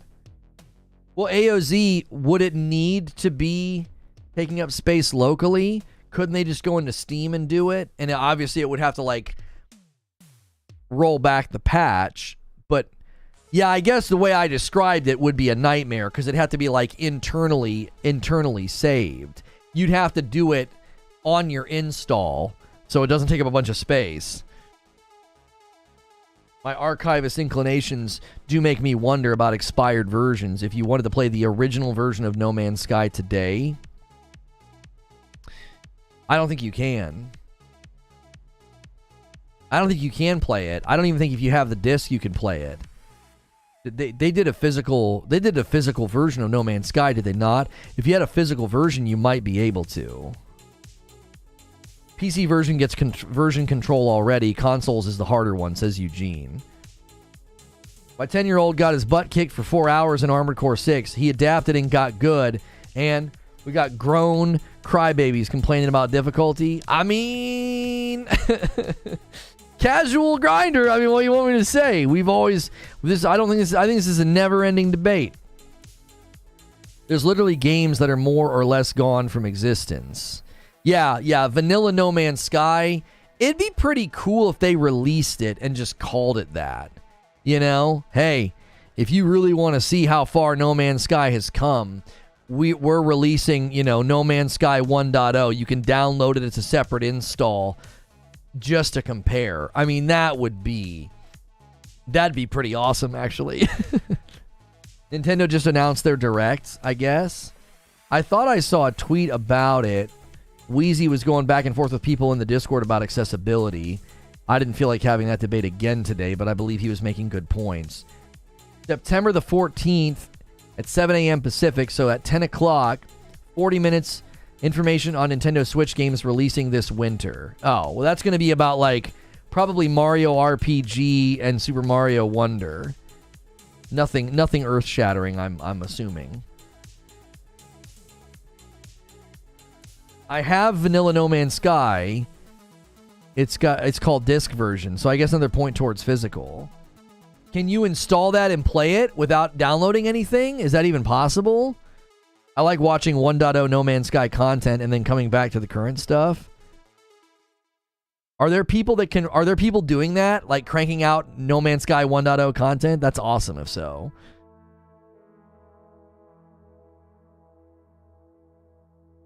Nobody wants to play the original version? For curiosity's sake, I think people would. I don't think people would be clamoring to play it because they're like, oh, it's so good. I think they'd be like, I want to go see what it was like. You know? You need to shut off the internet connection. Yeah, but it still might say we need to download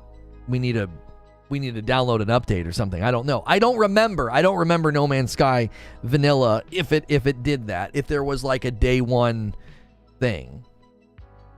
You played on console, not connected. Game Informer gave Liza P a 9.5. Wait, are reviews kicking out for Liza P already? That's a high score from Game Informer. It depends if there's a day one patch. Right, is it going to immediately ask that question of you? Like, hey, you got to plug into the internet, you know, we need an update. And you're going to be like, oh, I guess I can't play this, right? A 5 spot from Rabbit. Keep up the great work, Lono. Also, looks like we're getting Spider-Man 2 Impressions Friday. Yes. Yes. I'll take the commit. Pick that gift before I said promise.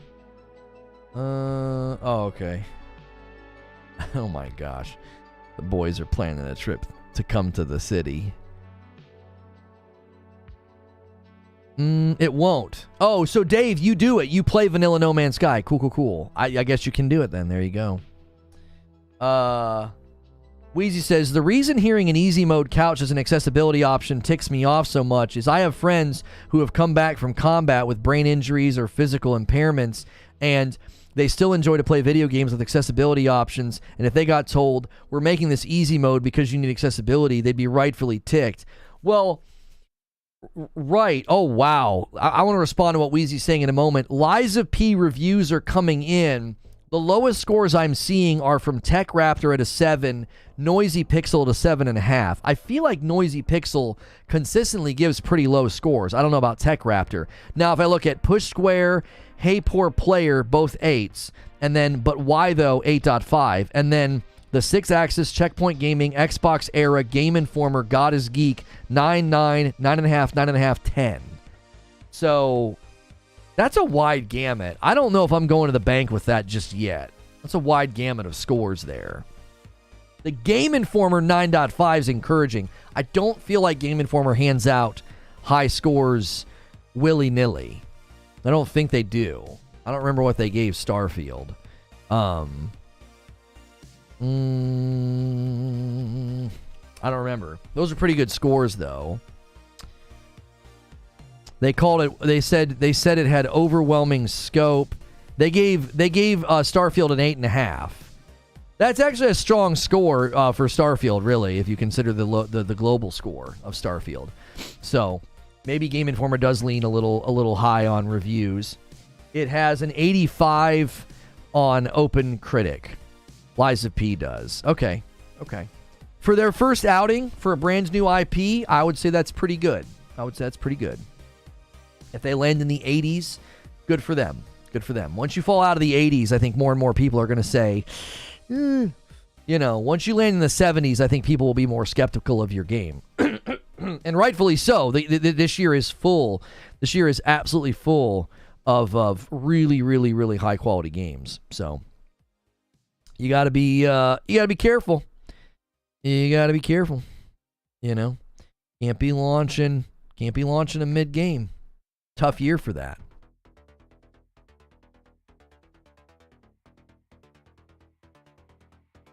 Is it locked at 30 FPS on console? Lies of P? No. No, it is not. No. Noisy Pixel are weird. I've seen them give great games a 6 and then a visual novel a 9. I think every review is worth checking out. I think you can learn something. Even if somebody is giving an inflated score, right? I still think you can learn something from the review. If you go to, soulsgamesarelife.com and they give Liza P a 9.5 and they give Armored Core a 10. Okay, that's not, I don't even know if that's a site. I made that up. Their bias is probably pretty apparent in the name of their website and likely, going to be leaning pretty heavily on the score. Thank you, Alapark. So to go back to what Wheezy was saying about accessibility is not about adding easy mode. I am not somebody that is in need of accessibility features. I'm not colorblind. I don't have any motor impairment. I don't have any visual or mental impairments. Okay, I don't have any of those issues to live with. The people that do, my understanding of what they typically ask for is they would like there to be accessibility options so that they can play in light of what has them impaired to whatever degree. Maybe they need really, really big font because they're legally blind. Maybe they need colorblind mode. Maybe they need controller binding options because they're going to play with one hand, or they're like, what's it, Johnny, Rocky no hands. Maybe they're like Rocky and they got to play with their mouth, okay? I always love showing clips of Rocky to my kiddos when he's not, talking smack because, he can get a little crass, but I like to show them clips of him because I'm like, check out this guy. He's paralyzed and he can still play video games, right? It's my understanding that they're never asking for an easy mode. They're not saying, hey, could you make Elden Ring easier for us because, of our impairment? It's, can you add accessibility options so we can play the same game that everybody else is playing? There's a giant difference between saying, I would like accessibility options so I can play this racing game that my friend is playing. That's not the same as saying, I would like you to make the racing game really easy for me because I only have one hand. Those are completely different statements. And I don't think I've ever seen any gaming accessibility advocates pushing for easy mode. I don't think I've ever seen that. What I think I typically see is people who want easy mode trying to hitch on to the wagon of accessibility and say, but accessibility though. I think what you're doing is kind of scummy because I think you're misrepresenting what accessibility advocates are pushing for because you want a game to be easier. You're not pushing for accessibility, you're pushing for something that is different. It's called approachability. Making a game more approachable by making it easier is not the same as accessibility. These are different categories. These are different terms. The intentions of these things are completely different. Making a game easier is not at all. It has nothing to do with the intentions of saying, here is somebody missing fingers and they have to use a special controller. Let's add accessibility options for them. That's not the same as putting in easy mode. They're different. And I told you about a year ago that this was going to happen. I said people are going to start smuggling in easy mode requests and they're going to put on the sheep's clothing of accessibility. And if you look at accessibility advocates, that's not what they're asking for. I've seen your chat claim that your critics are all probably disabled because they're free in the daytime. Lots of people are glad to blame disabled people for everything. I don't necessarily think that's what was stated. I thought somebody made the observation that a lot of the people that are terminally online and are toxic may in fact be on disability, which would potentially add to the fact that they're miserable and unhappy and they're taking out their frustrations on the world. I don't think somebody said, the people attacking you are disabled, Lono. I don't think anybody's actually said that. I think you're misrepresenting. Somebody made a pretty, I think, fair observation that if you're living terminally online and being incredibly toxic, it wouldn't surprise me if you did a sociological study of that type of behavior and you did find a large number of people in that hemisphere of being either on disability or unemployed. That wouldn't shock me at all. Would that shock you? That someone is either on disability or unemployed and they're on the internet all day being toxic, right? I'm not saying people that do that are toxic. I'm saying of the people that are toxic, you might find that a common theme. They're really angry and frustrated at their current situation, and their current situation allows them to be on the internet all day. Do you see? Like, if you are terminally on Twitter and you're being toxic every single day, you got to ask what's going on that allows that. What's their situation in life that's leading to that, right? Being on disability doesn't even mean you're disabled. You can be on disability because you had a back injury, right? And you're just angry at the world because you can't do the things you want to do. It doesn't mean that you're like a disabled veteran or something. There are people on disability that are not necessarily disabled. Does that make sense? I'm toxic and I'm able-bodied.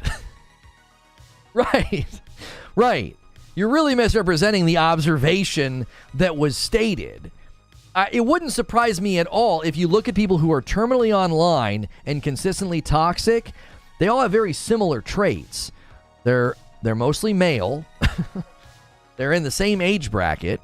And it wouldn't surprise me at all if a lot of them are currently not employed, because it affords them the ability to do it, and it also probably adds to why there is a layer of permanent, settled anger, right?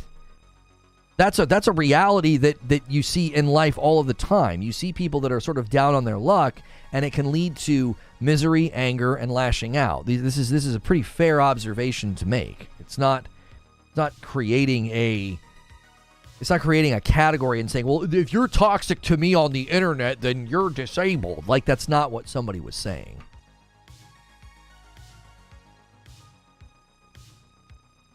I think injury counts as disabled. You have limited ability. But sometimes somebody is on disability temporarily. Don't we typically use the word disabled to refer to people who it's more of a chronic or ongoing thing, or like a permanent thing? I mean, I guess there's probably a spectrum. A dude that lost his arm overseas in war isn't the same as a guy who has a back injury that can go through physical therapy and be back to normal in 6 months. They might both be on disability, but one is, I think, disabled, and one would be like, well, this is a temporary disability, right? Like, this is why words are important, I think. Maidenless is more eloquent. Right. Yeah, disability can be somebody that just is morbidly obese, right? That's not the same as a guy who served our country and got his leg blown off. Like, the very different hemispheres there. The point was, we're well off course here. The point was, accessibility in gaming has nothing to do with easy mode, right? Nothing to do with easy mode. They're completely separate. And you've got to keep them separate, or you're going to argue and you're going to look silly. Right? You're going to look silly. If you have all that time, how could you be that toxic? I'd rather have fun online. People typically act out of what's inside. It's not what goes into a man that defiles him, but what comes out of a man that defiles him. I think it betrays what's on the inside. If someone's spewing toxicity, hate, and constantly attacking others and maligning them and name-calling them like literally every day, the darkness on the inside's coming out. That's what you're seeing. And I think that's a fair observation to make, that like what you're putting out into the world is likely the reality that you feel on the inside.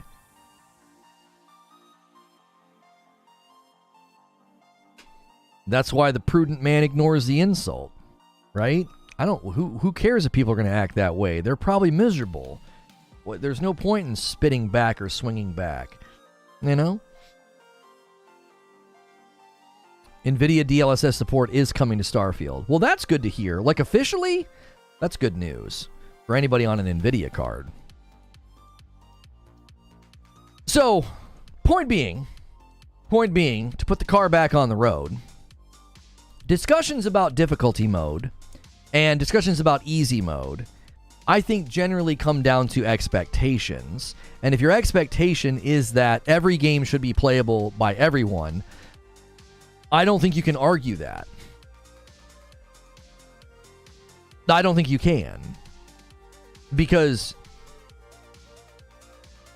there's always going to be somebody who can't. There's always going to be somebody who can't play your game. Like, I made the example in my show open. I said, you know, the older you get, the slower your reflexes become. Is it ageist to not have slow motion mode for games that require fast reflexes? Like, are we being ageist? Are we excluding the elderly? I'm being dead serious. I'm not being facetious. I'm being serious. Jay Wright with a single gifted member. There it is. You guys have yet to test out the new pop-outs for the bigger member gifts. The singles have been hitting all day today. 8 members on the day. Thank you, Jay Wright. Upcoming patch notes leaked. HDR support, FOV slider, DLSS, and ultra-wide support. Well, the FOV slider will be celebrated by PC users as well. That was such a weird omission. It was so odd. But I'm not being facetious, right? If you're 55, if you're 60, and you still love gaming, you're going to have a distinctly harder time than the guy in his 20s. You are. You're going to. Your fail rate will be higher. Promise you. Promise you. If you take 10 experienced gamers that are 55 and you have them play a game that requires quick reflexes, you have those 10 guys play, and you have 10 experienced gamers that are 25, where do you think the fail rate's going to be higher? Where? The fail rate's going to be higher with the older men. Why? Their reflexes are slower. They have a larger, I think, difficulty curve to get over. They do. They're going to make more mistakes. They're going to get hit by more attacks. I put money on the table. Money on the table. If you're playing a game with, like, really quick reflexes to parry and block, they're going to have a harder time. You want to know how I know this? I'm 42, and I'm not as fast as I used to be. I'm not. I never was particularly great at fast games, but I got news for you. When I was in my prime in Quake 3 Rocket Arena, if I could go back in time right now and play against myself, I would lose every time to myself. As 42-year-old Lono against 22-year-old Lono, I would lose every time. I'm not as fast. So should they put slow motion mode, easy mode, slow-mo mode in for the elderly? I'm, again, not being facetious. I'm being serious here. There's always going to be a group of people that can't keep up, that get bucked off the horse and are like, I just can't keep up with this game. I'm not good enough. I'm not fast enough. I'm not smart enough. I don't have the skill set, right? Ika Gang comes in and renews their membership. Thank you so much. I'm a man. I'm 40. You young people don't seem to understand what slow reflexes feel like. You don't feel slow. Everyone else feels really fast. Right. Right. You might have better game sense and positioning. But it's possible. It's possible. But again, the point stands. Think about going in the other direction. At what age do you say the game should be accessible? What age? 4 years old? 5 years old? Right? Should a game have an easy mode that is so insanely easy, I can put the controller in the hands of an infant and they're just like, and they're like spitting all over the place and slapping the controller and they're beating the game? What age do you say it's okay if this game is not approachable or beatable by this sector of the gaming world? What age? Don't you see? The premise that every game should be approachable, people use the word accessible and they shouldn't, but they'll say every game should be accessible to everybody. What the frick? How do you do that? That's not even feasible. It's not possible.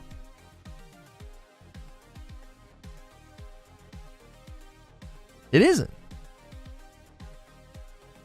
Poor elderly people trying to play Souls-like. Lono's telling them they're too old. I'm not telling them they're too old. I was very careful with my phrasing. I said they're going to have a higher or larger difficulty hump to get over. They are. Because they are going to be more prone to miss cues. They're going to miss them because they're slower. They're going to have a harder time. A 25-year-old kid who eats, breathes, and sleeps Souls-likes, and a 55-year-old guy that eats, breathes, and sleeps Souls-likes, I guarantee you fail rate is higher for the older guy. Guaranteed. He's slower. His brain is literally, measurably slower. It just is. Everything's slower. Even his muscles, even his ability to do things quickly with his hands, it's all slower. He's gonna make more mistakes. We're not 90? Are you kidding me? Do you want to really compare the reflexes of a 55-year-old to a 25-year-old? Some of y'all are getting a little woken up to reality this morning. You're not as fast as you once were, dude. You're not. Run around the block with a teenager, all right? Just see. Like, hey, let's run. Let's do like 100-yard. Let's just see how it feels. And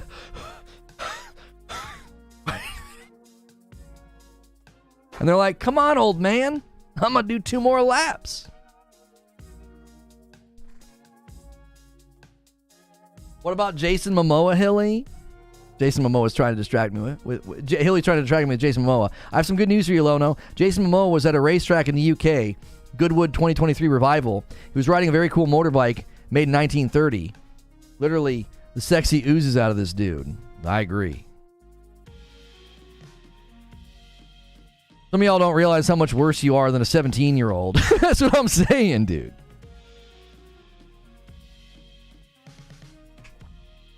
For all the grandpas in chat.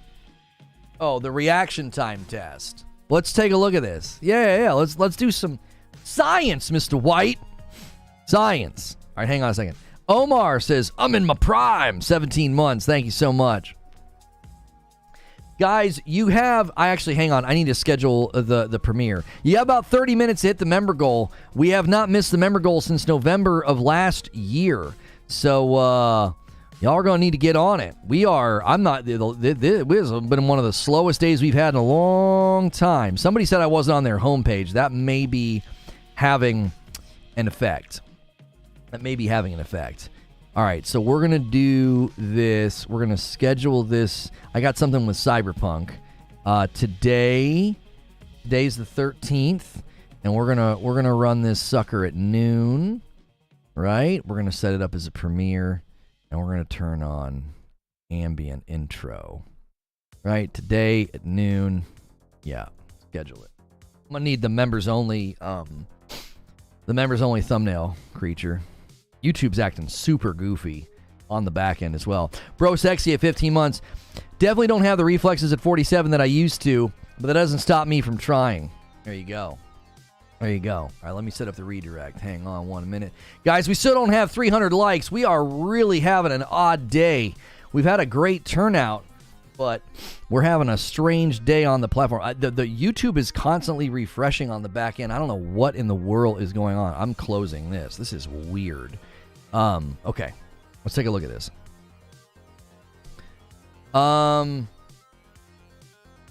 This is a simple tool to measure your reaction time, okay? Reaction test. How can I just take it without logging in? Scores tests are faster in the aim trainer. Okay, aim trainer. Hit the target. Hit 30 targets as quickly as you can. Click the target above to begin. Well, here we go. I mean, I'm just going to put myself out there. Ready?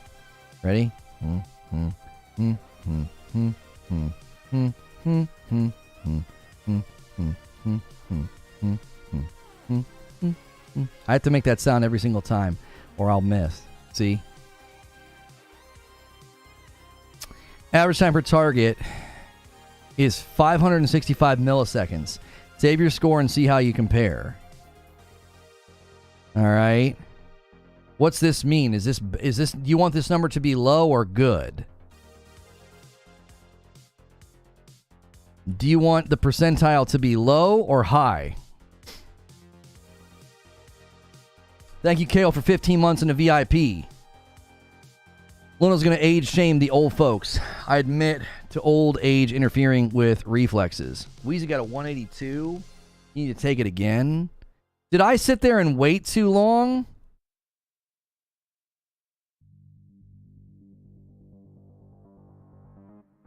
I wonder. I figured it was the first click that started it.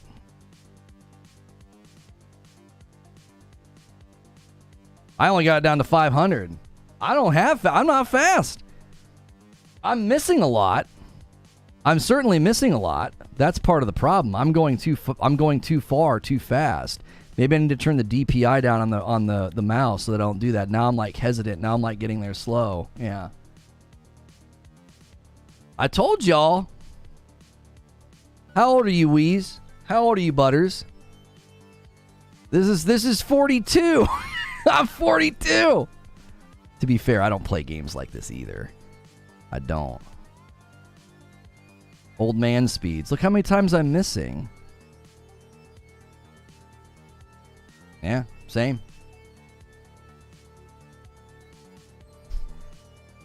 Your reaction time's 250? I don't play a lot of mouse games. I mean, I don't know. There's a straight up reaction time test also. Statistics. Yeah, I'm on the back end of the curve. If you look here, right? I'm in here on the curve.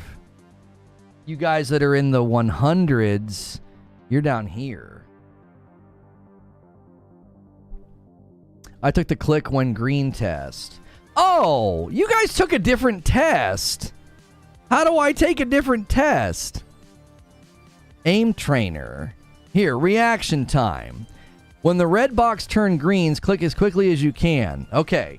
I was going to say, I was like, you guys literally got into the 100s on the aim trainer? Like, goodness gracious. All right, here we go. Here we go.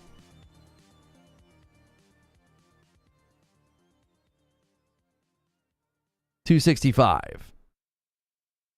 Click to keep going. $271.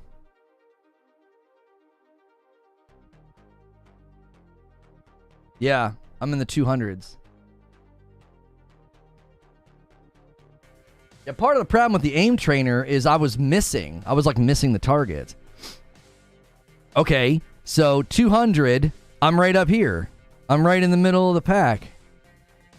At 200 on this. This is just pure reaction time. 182.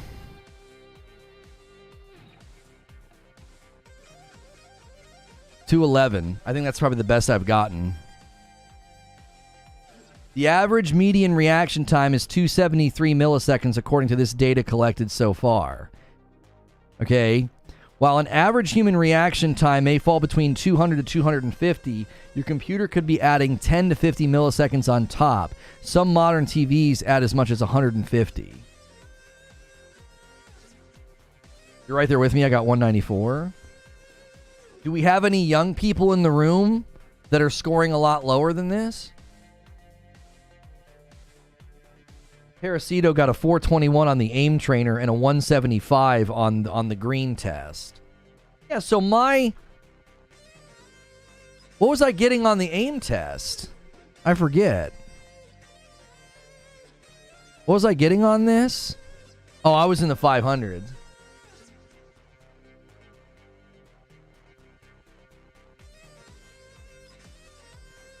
It's not putting reaction time here. You probably have to make an account if you want it to, like, save. Yeah, it's not. Fine. You got 210. I'm 24 and I got 211. 224. Yeah, I mean, even a young person in the room got the same score as I did on the reaction test, 211. As gamers, we're going to blame it on lag. I mean, I guess I'm actually scoring a little bit better on the reaction time green test. I'm scoring better than I thought I would at 42. Hilly got 3,872 milliseconds. What were you doing, Hilly?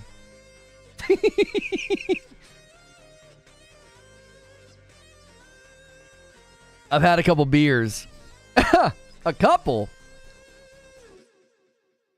You got 184, 205, and 211. Okay. As a gamer, you will be above average for your age. 40 years, and I got a 193. That's pretty good. 203 at 37. Okay. Yeah. Well, I mean, you guys understand what I'm saying, right? Like, you'd have to run a more scientific test in a video game.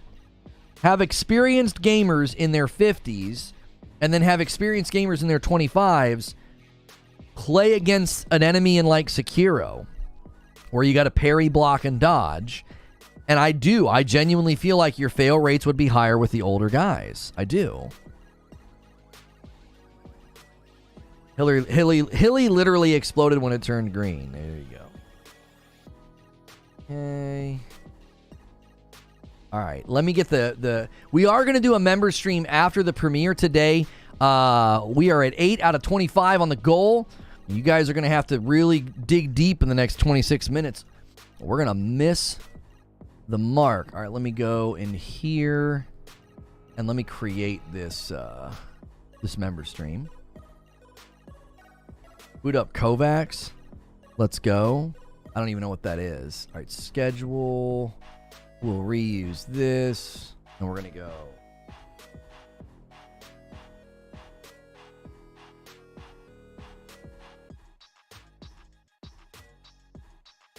$31, I got this score. 328 on reaction. I wonder though if some of that is if some of that's monitor dependent, right? I wonder if it depends on like the refresh time of your monitor. Like, I wonder if you're really going to see that kind of a chasm of difference between people. You know? Again, I mean, everybody's different. Your brain and reaction time and reflexes could be slower. Okay. Set this for 12:15. Done. Lone Wolf's 25 and got 181 on the reaction time. That's pretty good. I think that's one of the lowest we've seen. That's one of the lowest we've seen.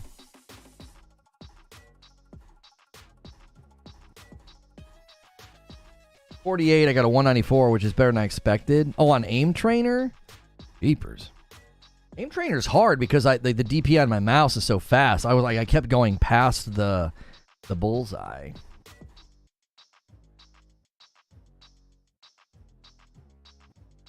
That's a huge difference. I think 50 to 100 seems a reasonable gap. That's a few frames.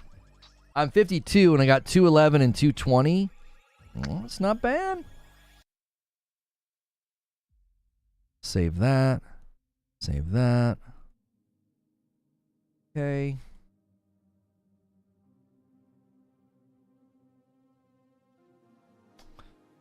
Okay. I'm just getting this set up and ready to go. We got about 24 minutes till we're going. We'll loop that one back on itself. Average median reaction times 273. Yo, good morning, Big Lido. Ouch, trying to pop my ankle. Ah, there it is.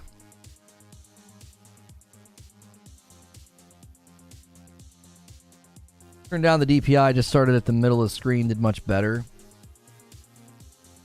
So basically, you don't want to be old, have an old TV, or have a bad connection. Pretty much, yes, that's it.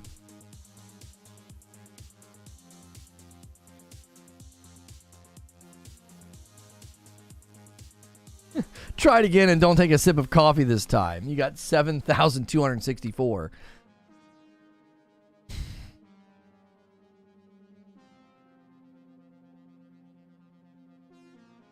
Order what everyone. DK Bager with a single gifted member. He says, "Come on, boys.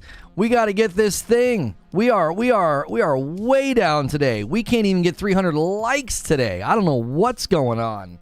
We are struggling with the basics today, but DK Bager is ever faithful. He never stops." Yeah, get younger, noob. Do you plan on streaming the Cyberpunk stream tomorrow? It starts at 11 a.m. Eastern. I don't know. I don't really see the point.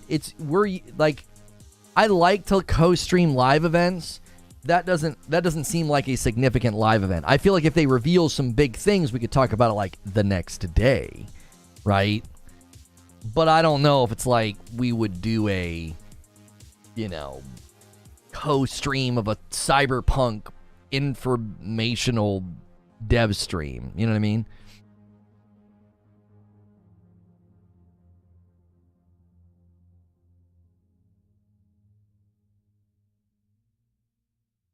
We found out is 90% of Call of Duty players are old with old TVs and bad internet. There you go. Smiley coming back in with 20 months and it's a VIP. I got here late. What's with these reaction times? We were just discussing the difficulty conversation and how there's always going to be people that get left behind. And I was talking about how reaction time slows the older you get. So even games like Jedi Survivor, Jedi Fallen Order, things like that. The rub your stomach and pat your head, this has never been hard for me. I don't, hang on, I always have to get started. I don't get why this, if I switch hands, it's a little bit harder, right? Because I just got it working with the other set, and then when I switch hands, it's a little bit harder, but like for whatever reason, that one's never been a difficult one.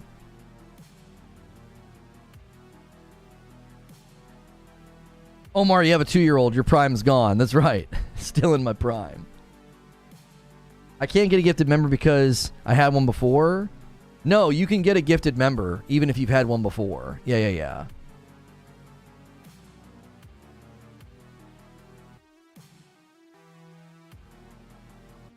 Motor coordination isn't correlation of speed. It won't let me.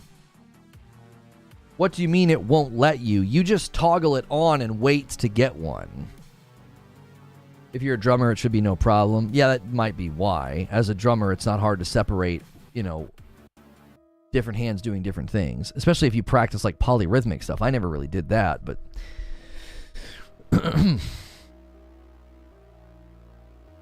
Yeah, you can keep getting gifted. People have done it. People have definitely done it. And in 20 minutes, we're going to go to a video. Somebody brought up the Cyberpunk CPU coolant thing. I'm talking about that in this video. It's more than that. That's one aspect of the video. It's just telling me to buy the membership. Well, I mean, you can either buy the membership or wait. Anytime anybody gifts a member, if you have it toggled on, you have a chance of getting one. We've had a big slowdown this week in gifted members. We had a big, huge month last month. That always happens, right? We kind of go nuts. We got really close to like 5,000 members, and then it always comes crashing back down because people need to pick up their own memberships, man. You know what I'm saying? If you cannot afford a membership, that's totally fine. But some of y'all be coasting. You gotta pick up that membership. Make room for others. Because we have really, really generous people here. Like, I gift members every 25. So, if that's happening, there's always a steady flow. Thank you, Zubair. Single gifted member coming in. That's always going to be the case, right? You're always going to kind of have this steady flow of members coming in. Even from me. I'm doing big member giftings every day as a response to the goals that we set. There's a lot of people that need to consider rolling over and picking up their own to make room. Lone Wolf with a single gifted member. Thank you so much, sir. That one goes to the 3-year-old gamer. Impressive that we have the 3-year-old gamer here. Am I interested in the Nintendo Direct tomorrow? No. I don't cover Nintendo events. They get kind of funky. They get kind of weird with their live events. It's likely going to be about Mario RPG and Super Mario Wonder. That's likely where it's going to land. It's about like games coming out this year. Shooter forever with a month. FromSoft games being easy is like Bethesda not doing RPGs. How was Fallout 76 again? Can't get into a game, find another? What's that have to do with Fallout 76? I'm not sure what you're trying to say.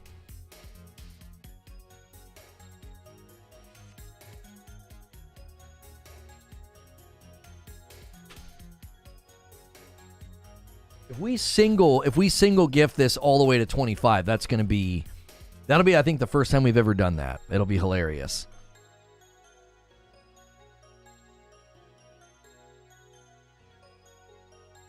J-Dog says, with as much respect as I can muster, spending every day here and not picking up your membership's disrespectful. For $6 a month, how much do you pay for Netflix a month and you never even use it? Yeah, I mean, J-Dog, everybody's in a different spot. You know what I'm saying? A lot of people have cut back on all their subs. I've actually gotten DMs from people. I've gotten some DMs from people that are like, bro, I've had to cut back on all of my subs because, you know, people are just hitting those. It's that time of year where, like, some people are jumping back into school.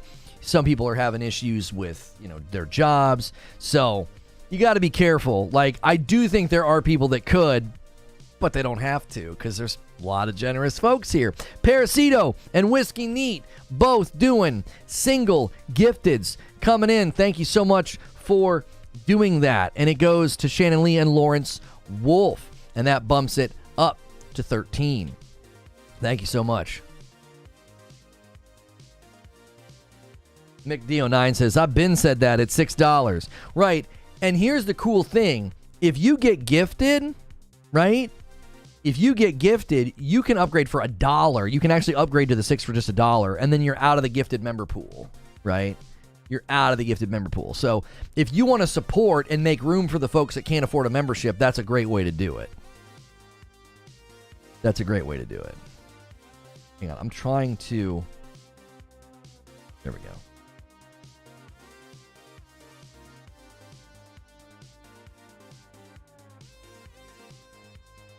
What device do they watch us on? They can afford that.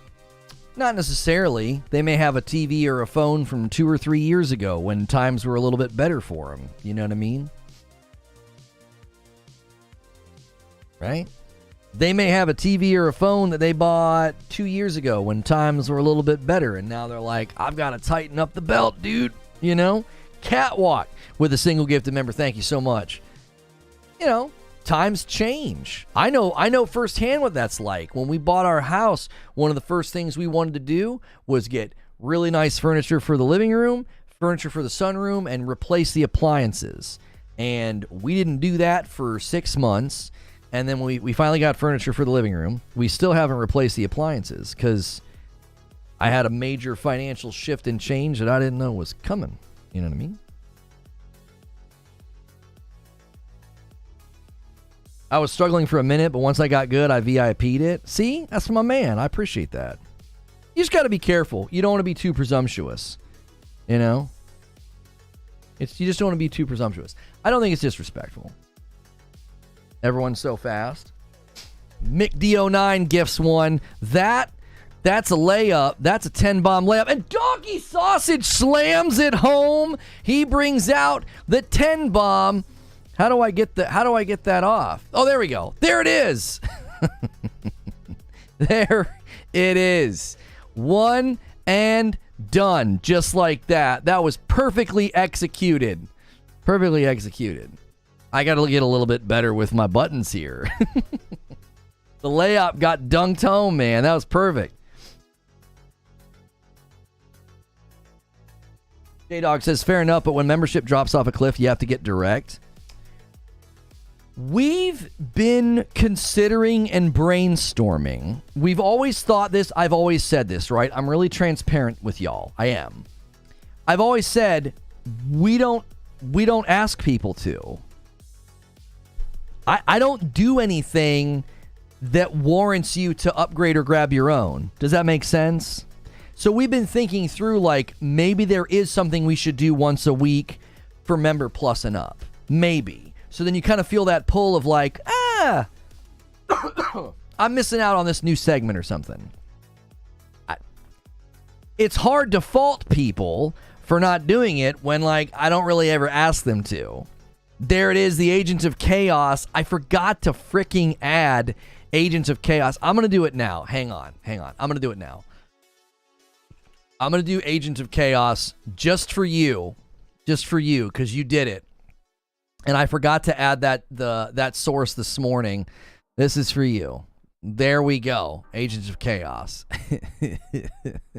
We got to lower it, though, so it falls below.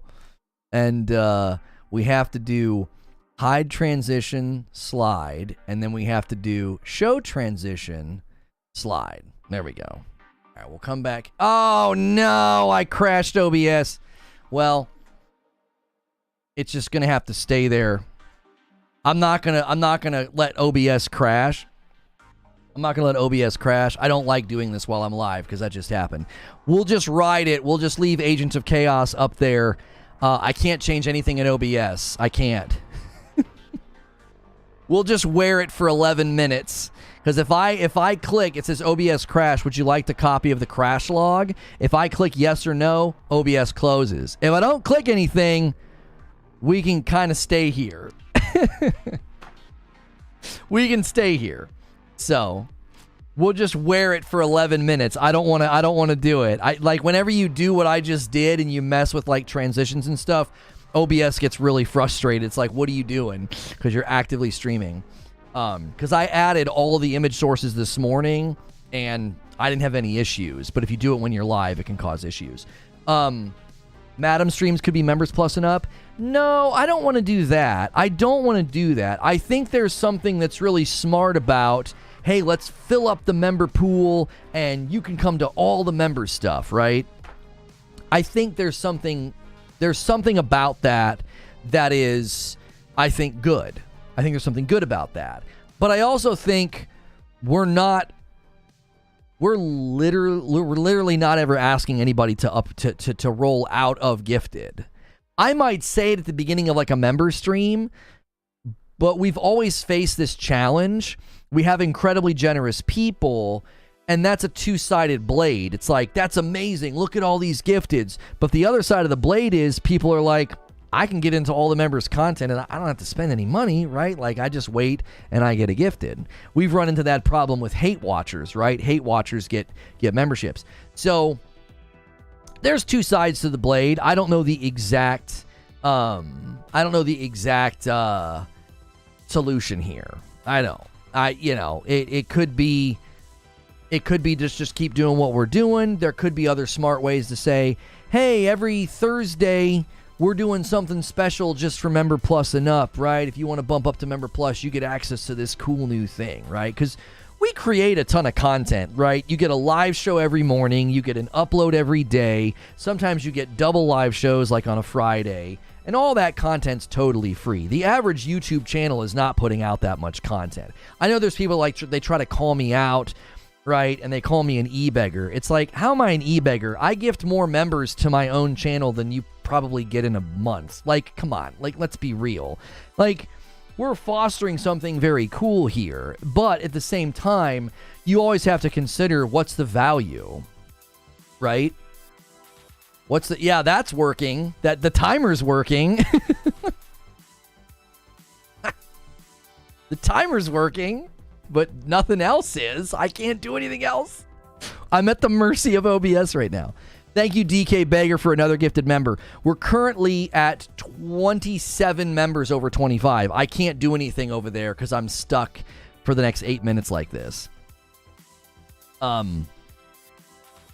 So, you know, it's a fine line. Like, you know, people wanting to call me a hypocrite or, you know, wanting to act like, he begs for members. What an idiot. What a hypocrite. It's like, what are you talking about? Like, how many content creators do a 2-hour stream every day and an upload and then a second stream on a Friday, right? How many people do that? Oh, and then in addition to all of that, I also do an extra live show every day for members and an extra live show on Friday night for members. The average content creator is not creating that much content. So, like, know your worth, right? If you're good at something, never do it for free. To quote the great poet to my right here, or on your screen to your left. This is my right hand. So, come on.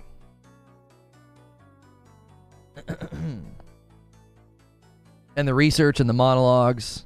Right. Like it, you know. And I think that the people that gift and the people that support, they've caught the vision. They get it. They get what we're doing. They understand, you know. And it's just a matter of navigating it in a way where I don't want it to. We've not talked about this in a long time. There was a time there where we were always talking about this, and I just kind of stopped talking about it. But I think it's worth considering. It is. It's worth considering, like, okay, you know, we spiked up to almost 5,000 members.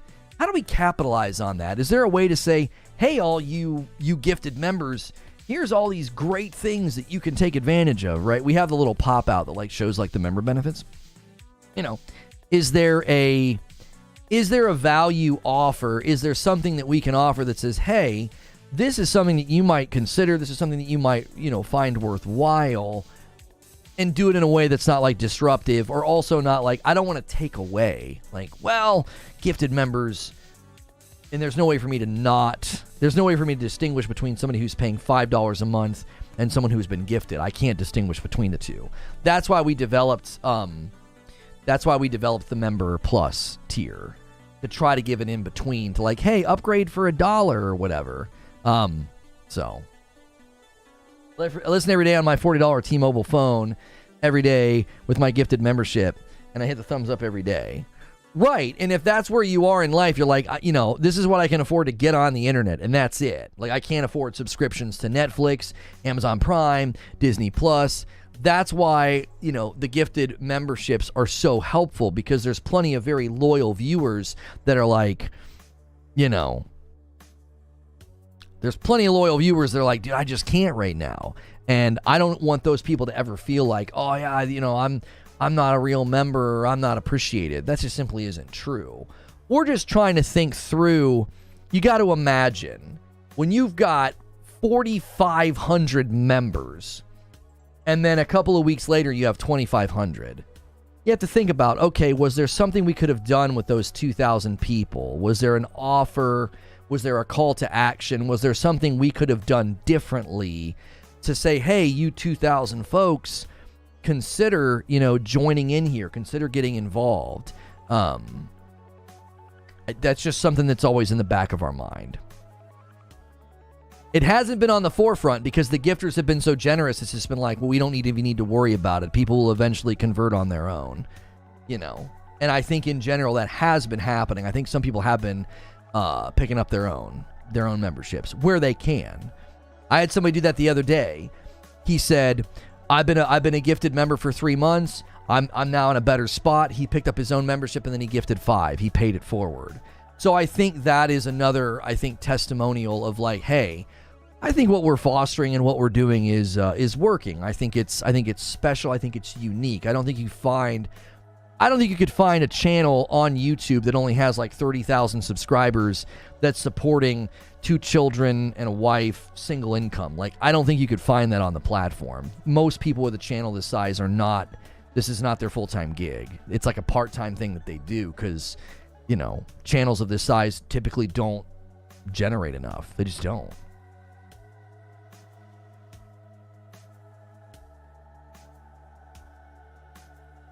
Yeah, time's also a factor, like G2 the Universe is saying.